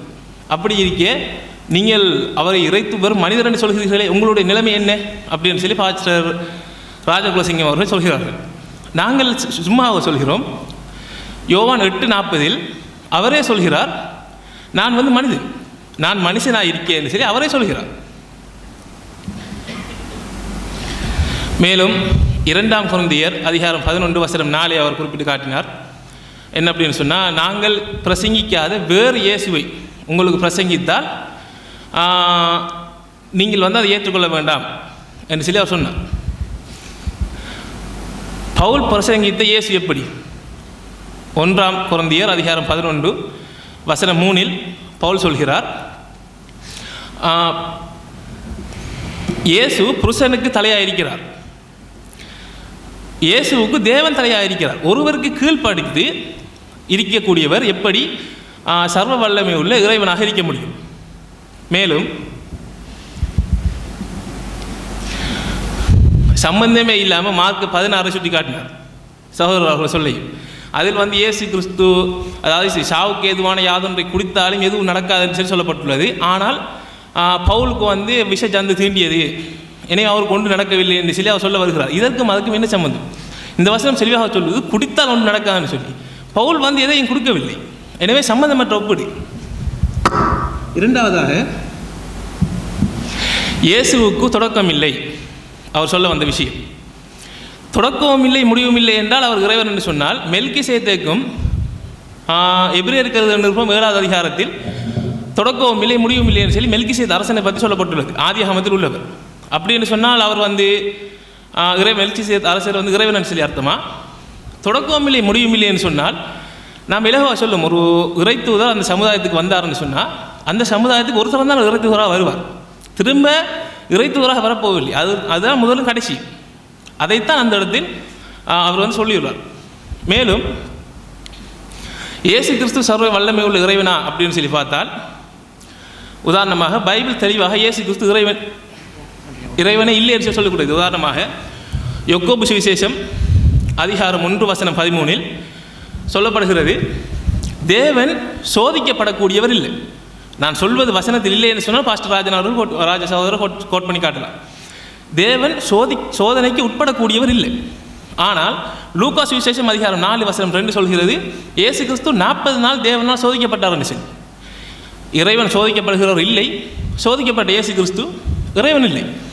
மேலும் பாஸ்டர் ராஜகுலசிங்கம் அவர் பை சொல்லவில்லை. யோவான் 14:28 என் பிதா என்னிலும் பெரியவர் அப்படின்னு சொல்லி சொல்லப்பட்டுள்ளது. அதுக்கு பாஸ்டர் ராஜகுலசிங்கம் அவர்கள் பதில் சொல்லவில்லை. இறைவனை விட பெரியவர் இல்லை என்று சொல்லி எபிரேயருக்கு எழுதின நிருபம் அதிகாரம் 6 சொல்லப்பட்டுள்ளது. இறைவனை விட பெரியவர் இல்லை, இல்லாத காரணத்தினால்தான் அவர் தமது பெயரில் ஆணையிட்டார் அப்படின்னு சொல்லி சொல்லப்பட்டுள்ளது. அப்படி இருக்க இத்தோடு முதல் சுற்றுக்கான வாதங்களும் மற்றும் மறுப்புகளும் முடிவடைந்துவிட்டது. இன்னும் 2 நிமிடங்களில் 2ஆம் சுற்றுக்கான வாதங்களும் மறுப்புகளும் ஆரம்பிக்கப்படும். 2ஆம் சுற்றின் கால அளவு 20 நிமிடங்கள். இந்த 2வது சுற்று ஒவ்வொரு தரப்பினரும் 20 நிமிடங்களை கொண்ட அவர்களுடைய உரையை மட்டுப்படுத்திக் கொள்ள வேண்டும். இன்ஷா அல்லாஹ் இன்னும் ஒரு 2 நிமிடத்தில் 2ஆம் சுற்று வரும். அதாவது என்னுடைய கேள்விகள் இந்த தலைப்புக்குள் இல்லை என்று அவர்கள் சொன்னார்கள். அதுக்கு காரணம் அவர்களுடைய அறியாமை என்று நான் கருதுவேன். என்றால் அவர்கள் அந்த கேள்விகளுக்கான பதிலை கொடுத்திருந்தால் நான் ஒரு காரியத்தை காட்டியிருப்பேன். அந்த கேள்விகள் நான் கேட்டதுக்கான காரணம் என்ன ஏனென்று சொன்னால், இயேசு ஒருவர் பாவமற்றவர் என்று சொல்லுகின்ற குர்ஆன் சூரா 48:2 உமது பாவத்தில் முந்தியதையும் பிந்தியதையும் உமக்கு அல்லாஹ் மன்னிப்பதற்காகவும், அதாவது முகமது நபிக்கு மட்டும் ஒரு கொடியை கொடுத்தானாம். முன்னுக்கு செய்த பாவத்தை மன்னிக்கிறானாம், பின்னுக்கு செய்கிற பாவத்தை மன்னிக்கிறான்.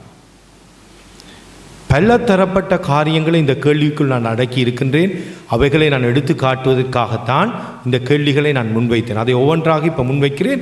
அதே நேரம் அவர்கள் கேட்ட கேள்விகளுக்கான பதிலையும் அளிக்கப் போகிறேன். அதாவது முகமது நபி மட்டும் பின்னுக்கும் பாவம் செய்வாரா அல்ல முன்னுக்கே மன்னிப்பானா? அவரை ஒரு பாவியாக கூறியிருக்கின்ற குர்ஆன் இயேசுவை ஒரு பரிசுத்தராக கூறுவது ஏன்? அதான் என்னுடைய கேள்வி. ஆனால் உங்களுக்கு அது பதில் சொல்ல முடியவில்லை. சூரா 21:91 தன் கற்பை காத்து கொண்ட மரியம் என்பவரை நீ நினைவு கூர்வீராக, நம் ஆன்மாவிலிருந்து அவரை நாம் ஊதினோம், அவரையும் அவருடைய மகனையும் அகிலத்தாருக்கு ஒரு அத்தாட்சியாக ஆக்கினோம். அதாவது மரியாள் இந்த பூமியில் உள்ள மனிதர்களுக்கே ஒரு அத்தாட்சி என்று ஏன் சொல்லப்படுகின்றது? பெண்களுக்குள்ளே ஆசீர்வதிக்கப்பட்டவள் என்று ஏன் சொல்லப்படுகின்றது? அப்படிப்பட்ட ஒரு பெண் திருமணம் செய்ய என்று ஏன் குர்ஆன் மறைக்கின்றது? வேதம் திருமணம் செய்ததை வடிவா காட்டுகின்றது. வடிவா விளங்கிக் கொள்ளுங்க. இன்னொன்று, நான் ஏன் இந்த கேள்விகள் கேட்டேன், அநேக காரியங்கள் இருக்கின்றது. உதாரணமாக, இதை நீங்கள் அறிந்திருப்பீர்களோ தெரியாது, சூரா 3:39 எடுத்த உடனே வந்துவிட்டது. மிகவும் சந்தோஷம். பின்னர் மாடத்திலிருந்து அவர் தொழுது கொண்டிருக்கும் சமயத்தில் மலக்குகள் நிச்சயமாக அல்லாஹ் ஐயா என்று நன்மராயக்கும் கூறுகின்றான். அவர் தகப்பனின்றி அல்லாவிடமுள்ள ஒரு வார்த்தையை முன்னறிக்கை உண்மைப்படுத்தக்கூடியவராகவும் மனிதர்களுக்கு தலைவராகவும், அவதானமாய் கேளுங்கள், பெண் இன்பத்தை துறந்தவராகவும், ஐயா என்று ஒருவர் மட்டும் இந்த உலகத்தில் திருமணம் செய்ய மாட்டார் என்று இந்த புத்தகம் கூறுகின்றது. ஏன் இந்த கேள்விகள் நான் கேட்டதுக்கு காரணம், ஐயா வந்தது இயேசுவை அறிவிக்க மாத்திரம். எந்த ஒரு நபியையும் அறிவிக்க இன்னொரு நபி வந்த சரித்திரமே கிடையாது. ஆனால் அவர் திருமணம் செய்ய மாட்டார் என்று ஏன் குர்ஆன் சொல்லுகின்றது? இதுதான் கேள்வி. இதுகளுக்கு நீங்கள் பதில் வச்சால் தான் உங்களோட குர்ஆன்ல தெளிவு இருக்கான்றது தெரியும். உங்களுக்கு கேள்விகளுக்கான பதில் உங்களோட குர்ஆன்ல இல்லை. ஆனால் இப்போ நீங்கள் பைபிளில் கேட்ட கேள்விகளுக்கான ஆன்சரை சொல்லி கொண்டு போறேன். 1 கொரிந்தியர் 8:6 இந்த சகோதரன் வாசித்து காட்டினார். இந்த ஒரே பிதா ஒன்று என்று பவுல் சொல்லுகிறார். அதை நான் திரும்ப வாசிக்கிறேன். வானத்திலும் பூமியிலும், நான் 5 வாசிக்கிறேன், தேவர்கள் எனப்படுவர்கள் உண்டு. இப்படி அநேக தேவர்களும் அநேக கர்த்தார்களும் உண்டாயிருந்தாலும் பிதாவாகிய ஒரே தேவன் நமக்குண்டு. அவராலே சகலமும் உண்டாயிருக்கிறது. அடுத்த விட கவனிங்க, அவராலே சகலமும் உண்டாயிருக்கிறது, அவருக்கென்று நாமும் உண்டாயிருக்கிறோம். ரைட்? இப்போ வர்றோம் இயேசு கிறிஸ்துக்கு. இயேசு கிறிஸ்து என்னும் ஒரே கர்த்தரும் நமக்குண்டு. ஈக்குவாலிட்டியை கொடுக்குது. அவர் மூலமாய் சகலமும் உண்டாயிருக்கிறது. பிதாவினால் சகலமும் உண்டாயிருக்கிறது, இயேசு கிறிஸ்துவினால் சகலமும் உண்டாயிருக்கிறது. அவர் மூலமாய் நாமும் உண்டாயிருக்கிறோம். மேல் அந்த வார்த்தைகளில் தங்களுக்கு தேவையானதை மாத்திரம் எடுக்கிறார்கள். உங்களுக்கு தெரியுமா அடுத்த வசனம்? Beauty, Bible beauty 7. ஆகிலும் இந்த அறிவு எல்லாரிடத்திலும் இல்லை. ஆமென். Bible is great. அதாவது பிதாவும் இயேசுவும் ஒரே பவருடையவர்கள் என்ற அறிவு எல்லாரிடத்திலும் இல்லை என்று பைபிளிலே 2000 ஆண்டுகளுக்கு முன்னுக்கே புதிய ஏற்பாட்டில் எழுதியாச்சு. அவர் வாசித்த அடுத்த வசனம் கிறிஸ்தவர்கள் கூட அதை தவற விடுகிறார்கள். அடுத்தது ஒரு காரியத்தை வடிவம் சிந்திச்சு கொள்ளுங்க. இயேசுவும் பிதாவும் ஒருவர் என்று நான் சொல்வேனானால் நான் வேதத்தை படிக்காதவன் மாத்திரமல்ல, வேதத்தை மறுதளிக்கிறவனாய் காண்பிக்கப்படுவேன். பிதா ஒருவர் என்றும் இயேசு ஒருவர் என்றும் நம்புகிற ஒரு கிறிஸ்தவன் நான். இருவராக எனக்கு நீங்கள் 10 நிமிஷம் வீணாக்கி 2 பேர் என்று காட்டுறது வேண். என்னோட பேசுவதற்கு முன்னுக்கு நான் என்ன நம்பிக்கை உடையவன் என்றதை முதல் என்னோட பேசியாவது நீங்கள் அறிந்திருக்கவன்.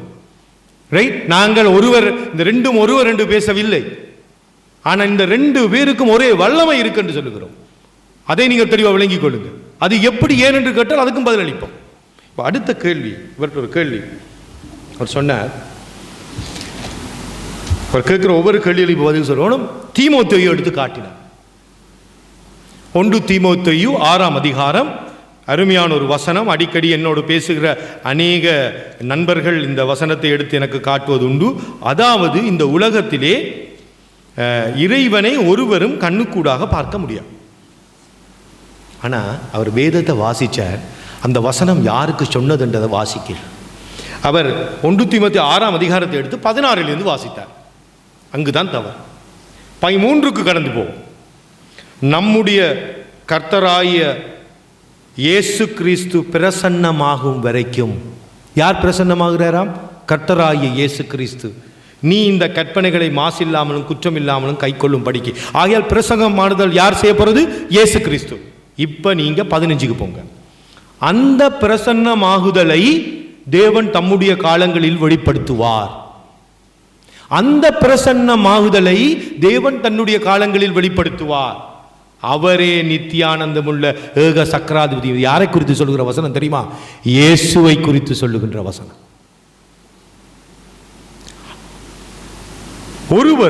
ஒருவராய் சாவாமையுள்ளவரும் சேரக்கூடாத ஒளியில் வாசம் பண்ணுகிறவரும் மனுஷரில் ஒருவரும் கண்டிராதவர். யார் சொன்னது இயேசுவை கண்டார்கள் என்று? நீங்கள் என்ன சொல்லுகிறீர்கள் என்றால் இயேசுவை இந்த பூமியில் மனிதனாய் கண்டீர்கள். இப்போ உங்க குர்ஆனை திருப்புங்க. மரியம் 19ஆம் அதிகாரத்துக்கு கடந்து போங்க. 17வது வசனம். மரியம் 19:17க்கு நாங்கள் கடந்து போக போகிறோம். அவர் அவர்களிடத்தில் இருந்த பொழுது ஒரு திரியை ஆக்கி கொண்டார். அப்பொழுது ஜிப்ரியேல் என்னும் நம்முடைய ருகுவை நாம் அவரிடம் அனுப்பி வைத்தோம். அவர் சரியான ஒரு மனிதருடைய உருவத்தில் அவருக்கு முன் தோற்றம் அளித்தார்.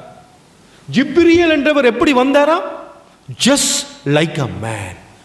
யாரும் சொல்ல முடியுமா நான் ஜிப்ரியேலை கண்டேன்? எப்படி கண்டேன்? மனிதனாய் கண்டேன். ஜிப்ரியேலை யாரும் காணவில்லை. இதே போல இயேசுவை கண்டார்கள். அவர் இந்த பூமியிலே மனிதனாய் இருக்கும் பொழுது அவருடைய உண்மையான தோற்றத்தை, தெய்வீக தோற்றத்தை கண்டால் ஒரு மனிதன் மரித்து விடுவான். இதான் வேதம் சித்தரிக்குது. நான் அந்த வார்த்தையை எடுத்து காட்டுறேன். இயேசு தான் சொல்றார். இயேசுவை பற்றி தான் சொல்லுகின்றது அந்த தீமோத்தேயு வசனம். நீங்கள் அதை யாருக்கு வாசிக்கிறீர்கள்? வேதத்தை வாசிக்கும் பொழுது தெளிவாய் பாருங்கள். நீங்கள் சொல்லிய காரியங்கள் ஒவ்வொன்றும். நான் ஆதியாகமம் 15:1 ஏன் சொன்னேன் என்று அவர் கேட்டார். நான் சொன்னது இறைவனுடைய வார்த்தை தரிசனத்தில் உண்டாகின என்ற பொழுது இறைவனுடைய வார்த்தை என்று சொல்கிறார் இயேசு. ஆகியால் இயேசு தான் ஆபிரகாமோடு பேசுகிறார் என்று காட்டினார். ஆபிரகாமுக்கு முன்னுக்கு இயேசு நான் இருக்கிறேன் என்று சொல்றதே அவர் எரேமியா 1ஆம் அதிகாரம் 5 எடுத்து இந்த வாதாட்டர் ஆட்கள் பேசுகிற வார்த்தை எடுத்து இறைவண்ட மனதில் இருந்தார். இறைவண்ட மனதில் இயேசு மட்டுமா இருந்தார்? ஆபிரகாமும் தானே இருந்தார். இயேசுக்கு என்ன உரிமை இருக்கு சொல்றதுக்கு? நான் ஆபிரகாம் உண்டாகிறதுக்கு முன்னமே இருக்கிறேன் என்று. அப்படி இயேசு என்ன சொல்லி இருக்கணும்?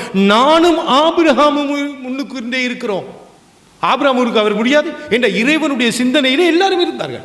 ஜெரமாயா மட்டுமில்லை, பவுல் மட்டுமில்லை, இந்த ராஜகுல சிங்கமும் தான். அப்ப ஈசா நபிக்கு அதிகாரம் இல்லை ஆபிரகாம் உண்டாகிறதுக்கு முன்னமே நான் இருக்கிறேன் என்று சொல்ல. ஆனா அப்படி என்றால் அவர் என்ன நோக்கத்தோடு சொன்னார்? யோவான் 1ஆம் அதிகாரம் 15வது வசனம். நீங்கள் யோசிக்காதீர்கள், இவர்கள் கேட்கிற கேள்விகளுக்கு இந்த வேத புத்தகத்திலே பதில் இல்லை. அவ்வளவுக்கும் பதில் இருக்கு. ஆனால் நான் குர்ஆனின் பக்கம் திருப்பி குர்ஆனில் பதில் இல்லாத ஒரு புத்தகம் என்று காட்ட நினைத்தேன். அவர்கள் வழங்கிவிட்டார்கள். பதில் சொல்ல முடியாது. அந்த நான் கேட்கப்பட்ட கேள்விகளுக்கான ஆன்சர் குர்ஆனில் கிடையாது. அதனால் அது தலைப்புக்கு அப்பாற்பட்டதுன்னு சொல்லிவிட்டார். மரியாளுக்கும் ஐயாக்கும் இவ்வளவு முக்கியத்துவம் ஏன் கொடுக்கப்படுகிறது தெரியுமா? அவர் அறிவிக்க வந்தது இயேசுவை மட்டும், வார்த்தை அறிவிக்க மட்டும்தான் அவர் வந்தார். 2வது மரியாள் உலகத்துக்கு ஒரு அத்தாட்சி. ஏன்? எந்த ஒரு பெண்ணின்ற பேரும் கிடையாது. ஏன்? இயேசு அவ்வளவு முக்கியமானவர். இயேசு அவ்வளவு முக்கியம். ஒரு நபியை அறிவிக்க ஒரு நபி உலக சரித்திர வரலாற்றிலே இல்லை. முஹம்மது நபியை அறிவிக்க கூட ஒரு நபி வரை இல்லை இந்த உலகத்துக்கு. அவருடைய காலத்திலே இப்ப அந்த நபி சொல்ற வார்த்தையை நான் உங்களுக்கு வாசிக்க காண விரும்புகிறேன். யோவான் 1ஆம் அதிகாரம் 15வது வசனம். ஐயா என்ன சொல்றார் என்று பாருங்க. யோவான் அவரை குறித்து சாட்சி கொடுத்து, எனக்கு பின் வருகிறவர் எனக்கு முன் இருந்தார். ஆமென். பிறந்தது யார் தெரியுமா? முன்னுக்கு யோவான். வந்தது யார் தெரியுமா? பின்னுக்கு இயேசு. முன்னுக்கு வந்தவர் என்ன சொல்றாரு தெரியுமா? நான் உங்களுக்கு ஒருவர் அறிவிக்கிறேன், அவர் எனக்கு முன்னுக்கு இருந்தார் ஐயா. He's before.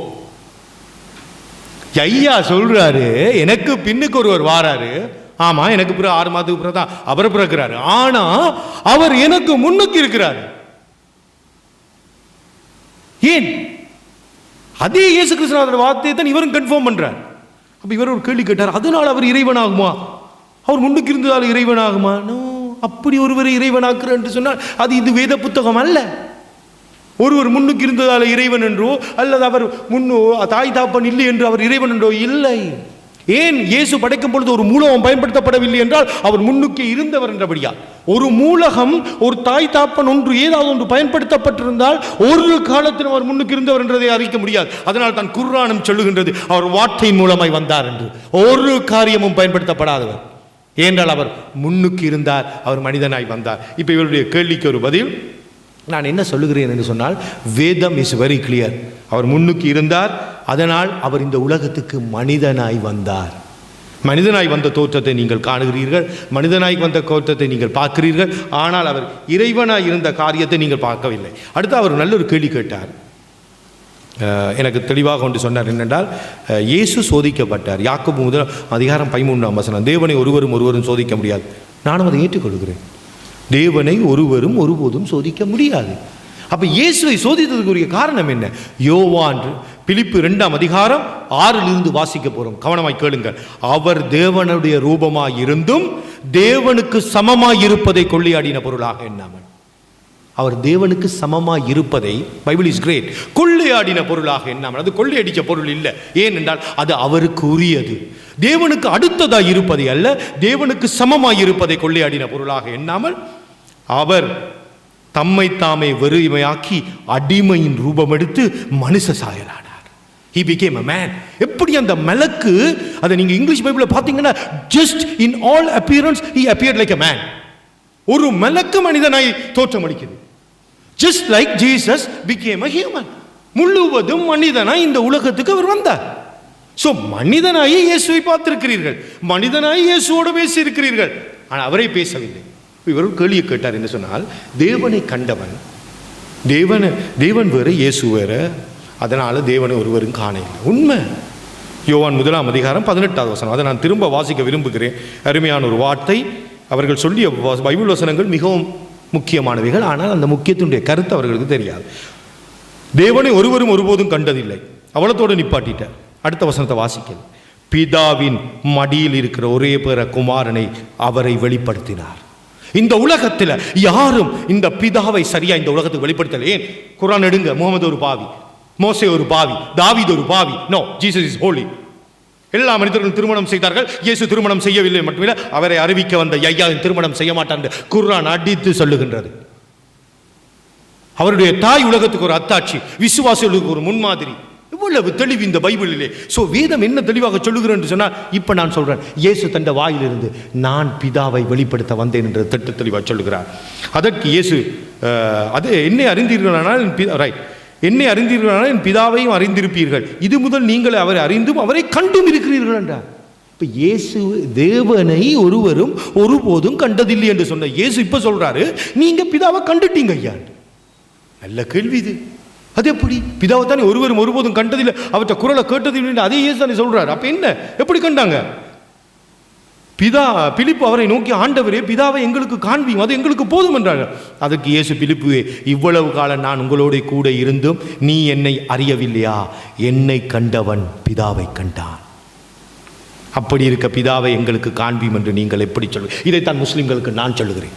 என்னை கண்டவன், இந்த உலகத்தில் யாதாவது ஒரு மனிதன், படைக்கப்பட்ட ஒரு மனிதன் என்னை கண்டவன் அல்லாவை கண்டான் என்று சொல்லுவான் என்றால், அதே போல் ஒரு தேவதூஷணம் வேறு ஒன்றும் இல்லை.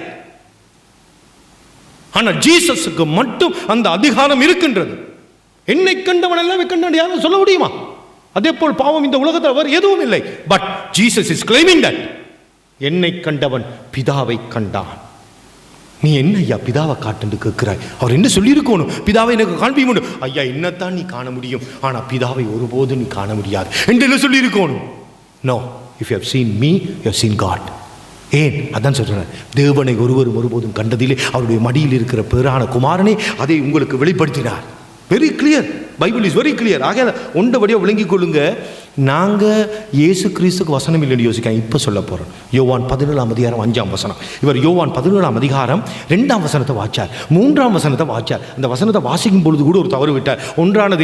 ஒன்றான மெய்த்தவனாய், ஒரு தேவனில் ஒன்றான மெய்த்தவன் தெளிவாக சொல்றார், the only true God.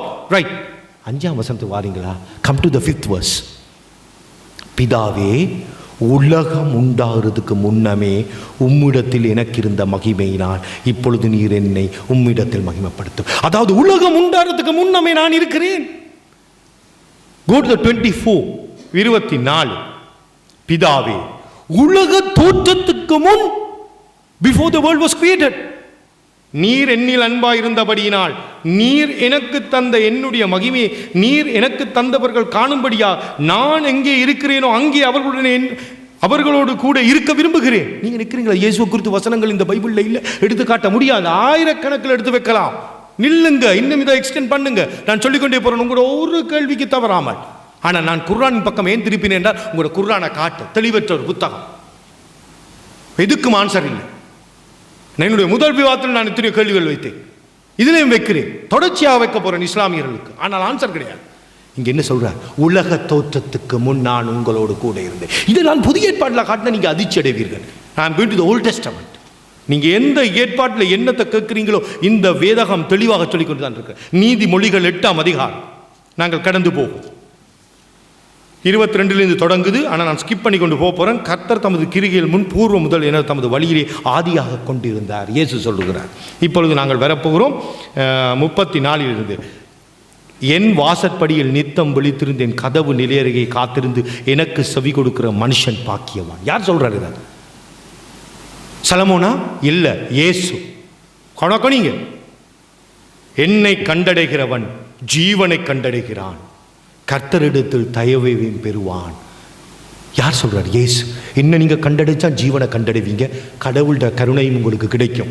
எனக்கு விரோதமாய் பாவம் செய்கிறவன் தன் ஆத்துமாவை சேதப்படுத்துகிறான், என்னை வெறுக்கிற யாவரும் மரணத்தை விரும்புகிறார்கள்.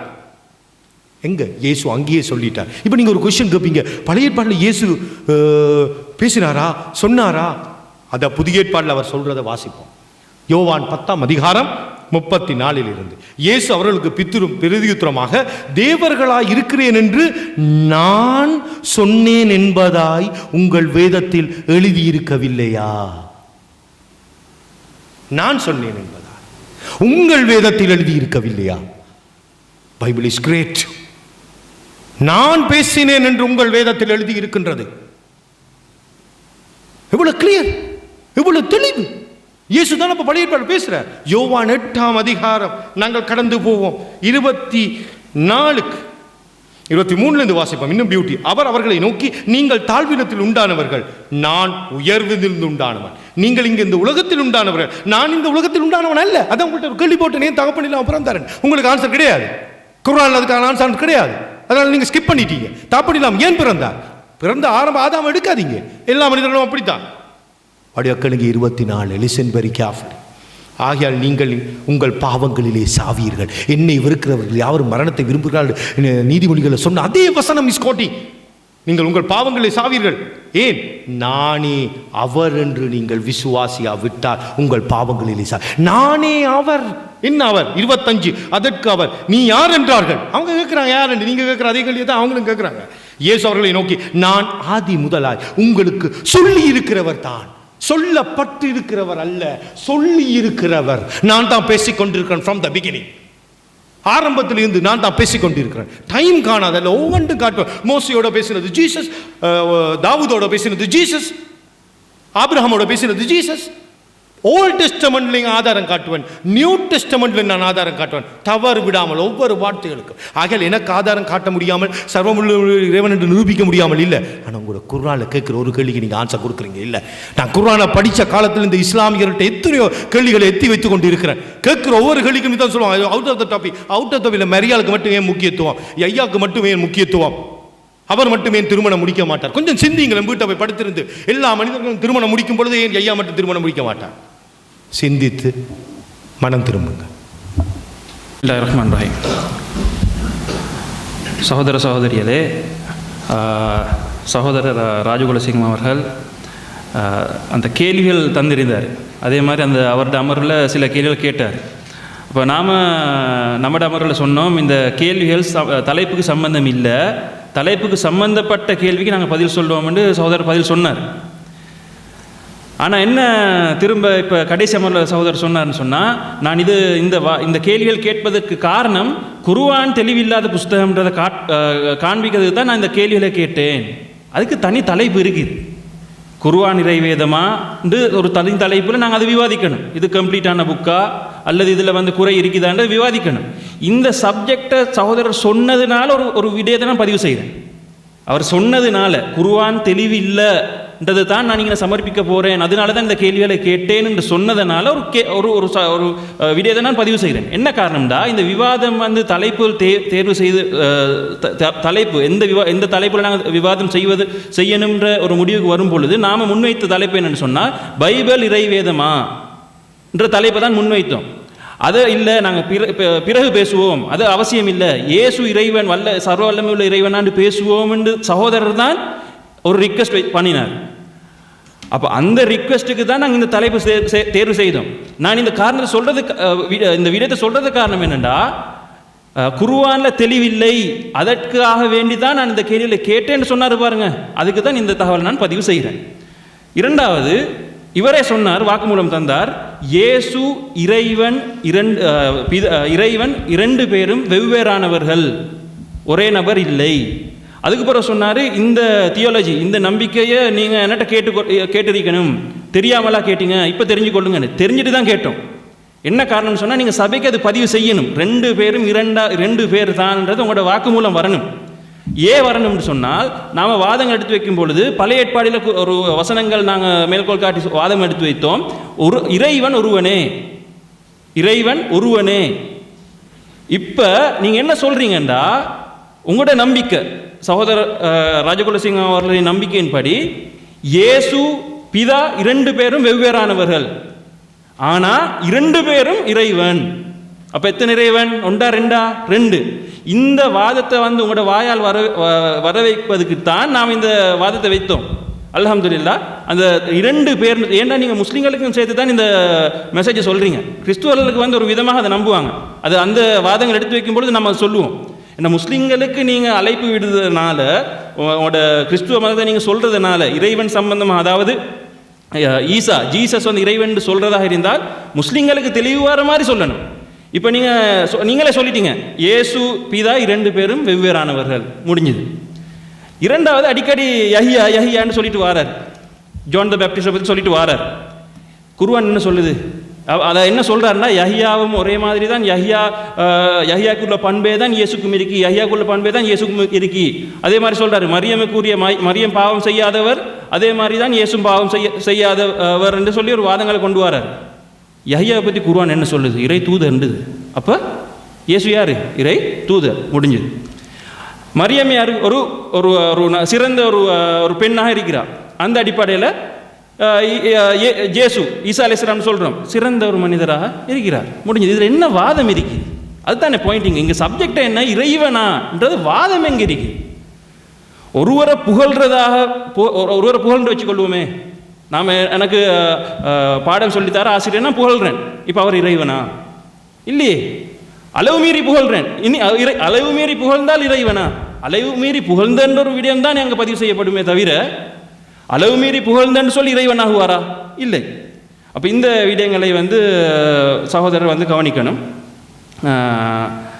அதே மாதிரி நாம் அதாவது இயேசு இறைவன், யாரும் இறைவனை காண முடியாது என்ற ஒரு வாதத்தை வைத்தோம்.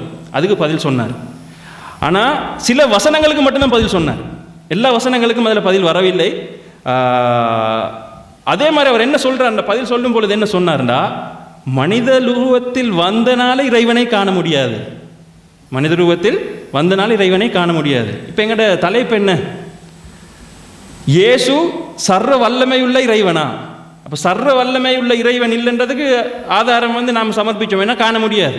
இயேசுவை கண்டான், அவரை ஒத்துக்கொண்டார். அப்போ இயேசு சர்வ வல்லமையுள்ள இறைவன் அல்லன்றது பைபிள் என்ன பைபிள் வந்து எங்களுக்கு சொல்லுதோ அதன்படி இயேசு சர்வ வல்லமையுள்ள இறைவன் அல்ல. அதன் பின் ஃபார்ம் ஆஃப் மேன், ஜிப்ரீல் அலைஹிஸ்ஸலாத்தை பற்றி குர்ஆன்ல வசனம் வருது, எப்படி மனித தோற்றத்தில் வந்தார். இப்போ நீங்கள் சொல்லுங்க, என்ன சொல்லணும்? இயேசு மனித தோற்றத்தில் வந்தாரா மனிதராக வந்தாரா? வெவ்வேறான வாதங்கள் அது. நீங்கள் வைக்கும் பொழுது நாங்கள் அதை மறுப்போம். மனித தோற்றத்தில் வந்தாரா மனிதராக வந்தாரா? மனித தோற்றத்தில் வர்றது ஒரு வாதமாக ஒரு வாதம் வைக்கலாம். அப்படி வந்தால் நீங்கள் பதிவு செய்யுங்க. தெரியாமல் கேட்குறீங்களான்னு கேட்க வேணும். நீங்கள் உங்களோட வாதம் வந்து சபையில் நீங்கள் பதிவு செய்யணும். அப்போ தான் மக்களுக்கு போய் சேரும். அதனால நாங்கள் இந்த அவர் தொகுத்த அந்த வாதங்களுக்குரிய சுருக்கமான பதில், இன்னும் பைபிள் வசனங்களை அவர் மேற்கோள் காட்டி வாதங்கள் எடுத்து வைத்தார். அதுக்கு நாங்கள் பதில் சொல்லுவோம். மேலும் எங்களோட வாதங்கள் இருக்குது. பைபிளை புரட்டி பார்த்தா, ஒருவர் நடுநிலையாக பார்த்தா இயேசு யார் என்ற கேள்வி அவர் எழுப்பினார். ஏன்னா ஆல்ரெடி ப்ரோக்ராம் மைண்டை வச்சு பார்க்கக்கூடாது. அவங்களுக்கு தெரியும், ஏற்கனவே ஒரு நம்பிக்கையை வந்து திணித்து பைபிளுக்கு திணிக்க தேவையில்லை. பைபிள் ஒரு யதார்த்தமான ஒரு அணுகுமுறையில் அதே மாதிரி நேச்சுரல் ஒரு நடுநிலையாக பார்த்தா இயேசு இறை தூதர் தான்றது அந்த உண்மையை தான் நம்மளுக்கு காண முடியும். சகோதரர் எங்களோட வாதங்கள் எடுத்து வைப்பார். இயேசு சர்வ வல்லமை உள்ள இறைவன் அல்ல என்பதுதான் எங்களுடைய வாதமாக போய் கொண்டிருக்கிறது. உண்மையிலேயே சாதாரண ஒரு மனிதனுக்குரிய இயல்புகள் தான் இயேசுவுக்கும் இருந்தது என்பதை நாங்கள் வேதாகமத்தினூடாக தெளிவாக புரிந்து கொள்ளலாம். நீங்கள் கடவுள் என்று சொன்னால் இந்த இலக்கணம் கடவுளுக்கு பொருந்துமான கொஞ்சம் பாருங்க. நான் ஒரு சம்பவத்தை பதிவு செய்தேன். அதாவது இயேசு அத்திமரம் சென்ற ஒரு சம்பவம். இது மார்க்ல 11ஆவது அதிகாரம் 12 தொடக்கம் 14 வரையான வசனங்கள்ல வர ஒரு சம்பவம். என்ன தெரியுது? அடுத்த நாளில் அவர்கள் பெத்தானியாவிலிருந்து திரும்பி வரும்போது அவருக்கு பசி உண்டானது. இப்ப யாருக்கு பசி வந்திருக்குது? இயேசு. நீங்கள் கடவுள்னு சொல்ற இந்த கடவுளுக்கு பசி வருமா? மனிதனுடைய இயல்பு எல்லாருக்கும் பசி வருது, அவருக்கு பசி வந்திருக்கு. இப்ப கடவுளுக்கு பசி வருமானு சிந்திச்சு பார்க்கணும். சரி, அப்பொழுது இலைகள் உள்ள ஒரு அத்தி மரத்தை தூரத்திலே பார்த்து அதில் அத்திப்பழம் கிடைக்குமா என்று பார்க்க வந்தார். அது அத்திப்பழம் காலமாக இல்லாததினால் அவர் மரத்தின் அருகில் வந்த போது அதன் இலைகளை தவிர வேறொன்றையும் பார்க்கவில்லை. அப்பொழுது இயேசு அதை பார்த்து, இனி எப்போதும் ஒருவனும் உன்னிடமிருந்து கனியை புசிக்க மாட்டான் என்றார். அதை அவருடைய சீடர்கள் கேட்டார்கள். முதலாவது, அது அத்திப்பழம் காய்க்கிற காலம் இல்லை என்றது முதலாவது. இயேசுக்கு என்ன செய்யல? தெரியல. அப்ப கடவுளுக்கு தெரியல. கடவுளா இருந்தால் சகலமும் அறிந்தவர், எல்லாம் தெரிஞ்சிருக்கணும். அது அத்திப்பழ சீசன் இல்லைன்றே அவருக்கு தெரியாது. அது பசி வந்துட்டு இல்லையா? பசி வந்தா 10 பறக்க விடுவாங்க. அது மாதிரி அவர் பசி வந்துட்டு அத்தி மரத்தை பார்க்குறாரு. ஓகே, அத்திப்பழம் இருக்குதுன்னு போறாரு. அது அத்திப்பழ சீசனே இல்லைன்னு சொல்லப்படுது. ரெண்டாவது, தூரத்தில் இருந்து இயேசு இலைகளை கண்ட போது மரத்தில் பழங்கள் உள்ளதாக நம்புறாரு. மரம் ஒன்று இருக்குது, பழம் இருக்கும் நம்பிதான் போறாரு. பழம் இல்லைன்றது அவருக்கு தெரியாது. சரி, அது மட்டுமா? இயேசு அந்த மரம் அருகில் போகும் வரை அந்த மரத்தில் கனிகள் இருப்பதை அறிந்திருக்கவில்லை. எல்லாத்துக்கும் காரணம் அவருக்கு வந்த பசி. எனவே அவர் கடவுளாக இருந்தார் என்று சொன்னார். இந்த இலக்கணங்கள் கடவுளுக்கு பொருந்துமா? ஒரு மனிதனுக்கு இலகுவாக பொருந்தக்கூடிய இலக்கணங்கள், ஆனால் ஒரு கடவுளுக்கு நிச்சயமாக இந்த இலக்கணங்கள் பொருந்தாது. அதனால இயேசு நீங்கள் கடவுள்னு சொன்னீங்க, இந்த வருஷங்களுக்கு நீங்க என்ன சொல்றீங்க? அதே நேரம் கடவுள் சபிப்பாரா? இப்ப மரத்தை பார்த்துட்டு மரத்துல கனி இல்லைன்னு போன உடனே அப்படி என்ன செய்யறாரு? மரத்தை சபிச்சுட்டு வாராரு. இது கடவுளுடைய பண்பாக இருக்க முடியுமா? தன்னுடைய படைப்பினங்களை சபிக்கிறது அப்படி. எனவே அதிலே நாங்கள் என்ன செய்யறோம்? தான் மனிதன் தான் என்பதை இயேசு என்ன செய்யறாரு?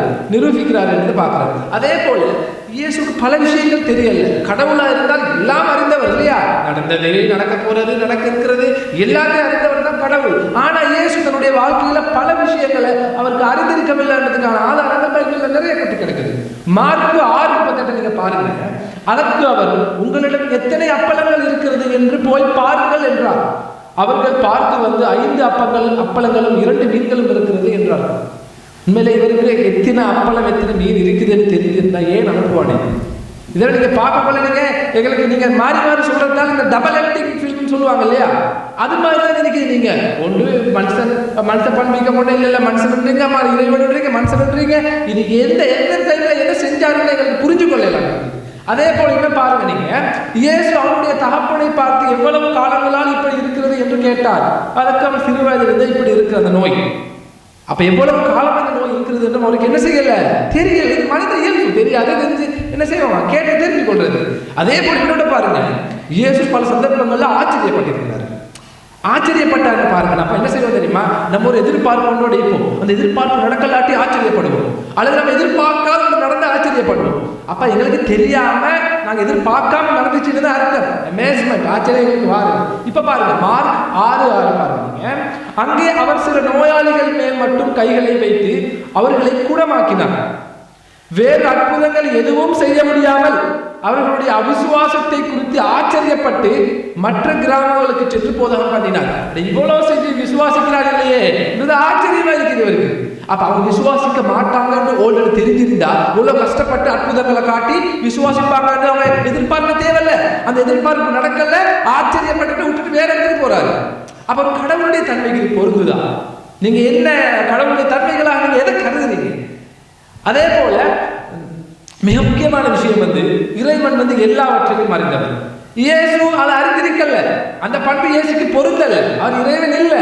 இது குறிப்பாக நீங்க பார்க்க போனேன்னு சொன்னா தீர்ப்பு நாள், மறுமை நாள் நாங்கள் நம்புறோம் இல்லையா? இந்த உலக யுக முடிவு நாள் ஒன்று இருக்குதுன்னு சொல்லி. அப்ப கடவுளா இருக்கிறாரு, அந்த காலத்துல இருந்து ஆரம்பத்துல இருந்து இருக்கிறாருன்னு சொன்னா அது எப்ப வரும்னு தெரிஞ்சிருக்கணும். எல்லாரும் கேட்கிறாங்க எப்ப வரும்னு சொல்லி. இந்த கேள்வி என்ன? மார்க் 13:32 பாருங்க. அந்த நாளும் அந்த நேரமும் பிதா ஒருவர் தவிர வேறு ஒருவனுக்கும் தெரியாது. வேற யாருக்கும் தெரியாது, பிதாவுக்கு மாத்திரம்தான் தெரியும். சரி, அதை மட்டுமா சொல்லி முடிச்சாரா? கிடையாது. பரலோகத்தில் உள்ள தூதர்களுக்கும் தெரியாது, மலக்குமார்களுக்கும் ஏஞ்சல்ஸுக்கும் தெரியாது, குமாரனுக்கும் தெரியாது. ஒத்துக்கொள்றாரு, எனக்கும் தெரியாது, குமாரனுக்கும் தெரியாது என்ற அழகான வாக்கு மூலம் மார்க் 13:32 இருக்குது. எனவே நீங்க இன்னும் இயேசுதான் இறைவன், இயேசுதான் இறைவன் சொன்னா இந்த வசனங்கள் என்ன கருத்து? குர்ஆனிலே நபி அவங்கள்ட்ட யஸ்அலூனக அனிஸ்ஸாஅத்தி அய்யான முர்ஸாஹா, மறுமை நாள் எப்பன்னு மக்கள் கேட்கிறாங்க. குல் இல்முஹா இன்த ரப்பி, நபியே சொல்லுங்க, அந்த அறிவு இறைவனோட மாத்திரம் தான் இருக்குது. குர்ஆன் அர்த்தம் சொல்லுது, பைபிள் அழகா அர்த்தம் சொல்லுது. யாருக்குமே தெரியாது, குமாரனுக்கும் தெரியாது, ஏஞ்சல்ஸுக்கும் தெரியாது, படைத்த அந்த சர்வ வல்லமையுள்ள இறைவனுக்கு மாத்திரம்தான் தெரியும் என்றது அழகா குர்ஆன் சொல்லுது. பைபிளும் அதே கருத்து தெளிவாக சொல்லுது. எனவே இதுக்கு மேலே நீங்க எனக்கு தெரியாது, நான் மனசில் ஒத்துக்கொண்ட இயேசுவை நீங்களா கடவுள் சொன்னீங்கன்னு சொன்னா உண்மையிலே அவருடைய போதனைக்கு உங்களுடைய எடுகோள் மிக பிழையானதாக இருக்கிறது என்பதுதான் நாங்கள் புரிந்து கொள்ள வேண்டிய விஷயம். அஸ்ஸலாமு அலைக்கும். நான் ஏற்கனவே பேசிட்டு இருக்கக்குள்ள ஒரு விஷயத்தை சொல்ல இந்த டைம் முடிஞ்சு, எபிரேயர் 6ஆம் அதிகாரத்தில் சொல்லப்பட்டிருக்கு, இறைவனை விட பெரியவர் ஒருவரும் இல்லாதபடியால் அவர் என்ன செஞ்சிருக்காருன்னா தன் பேர்லேயே ஆணையிட்டாராம். ஆனால் இயேசு கிறிஸ்து சொல்கிறார், என்னை விட பிதா பெரியவர். யோவான் 14:28. இறைவனை விட பெரியவர் இல்லை, ஆனால் இயேசு கிறிஸ்து இறைவனோட சிறியவர். அப்போ எப்படி அவர் இறைவனை அறிக்க முடியும்? அடுத்ததாக இயேசு உண்டாக்கினார் என்று சொல்லக்கூடிய வசனம், இது இயேசு கிறிஸ்து தன்னுடைய வாயால் சொன்னதில்லை, சொன்னதாகவும் பைபிளில் கிடையாது. இயேசு தன்னுடைய வாயால் சொன்னது யோவான் 17:6 வசனம், நீர் எனக்கு தந்தவைகள் எல்லாம் உம்மாலே உண்டானவைகள். யாராலே? பிதாவால். மேலும் மார்க் 13:19 பிதா தான் உலகத்தை படைத்ததாக சொல்கிறார். மேலும் இயேசு கிறிஸ்து தன்னுடைய வாயால் நான் ஒரு துரும்பை படைத்தேன் சொன்னதாக கூட பைபிளில் இல்லை, தெளிவாக பதிவு செய்கிற சொன்னதாக. அடுத்ததாக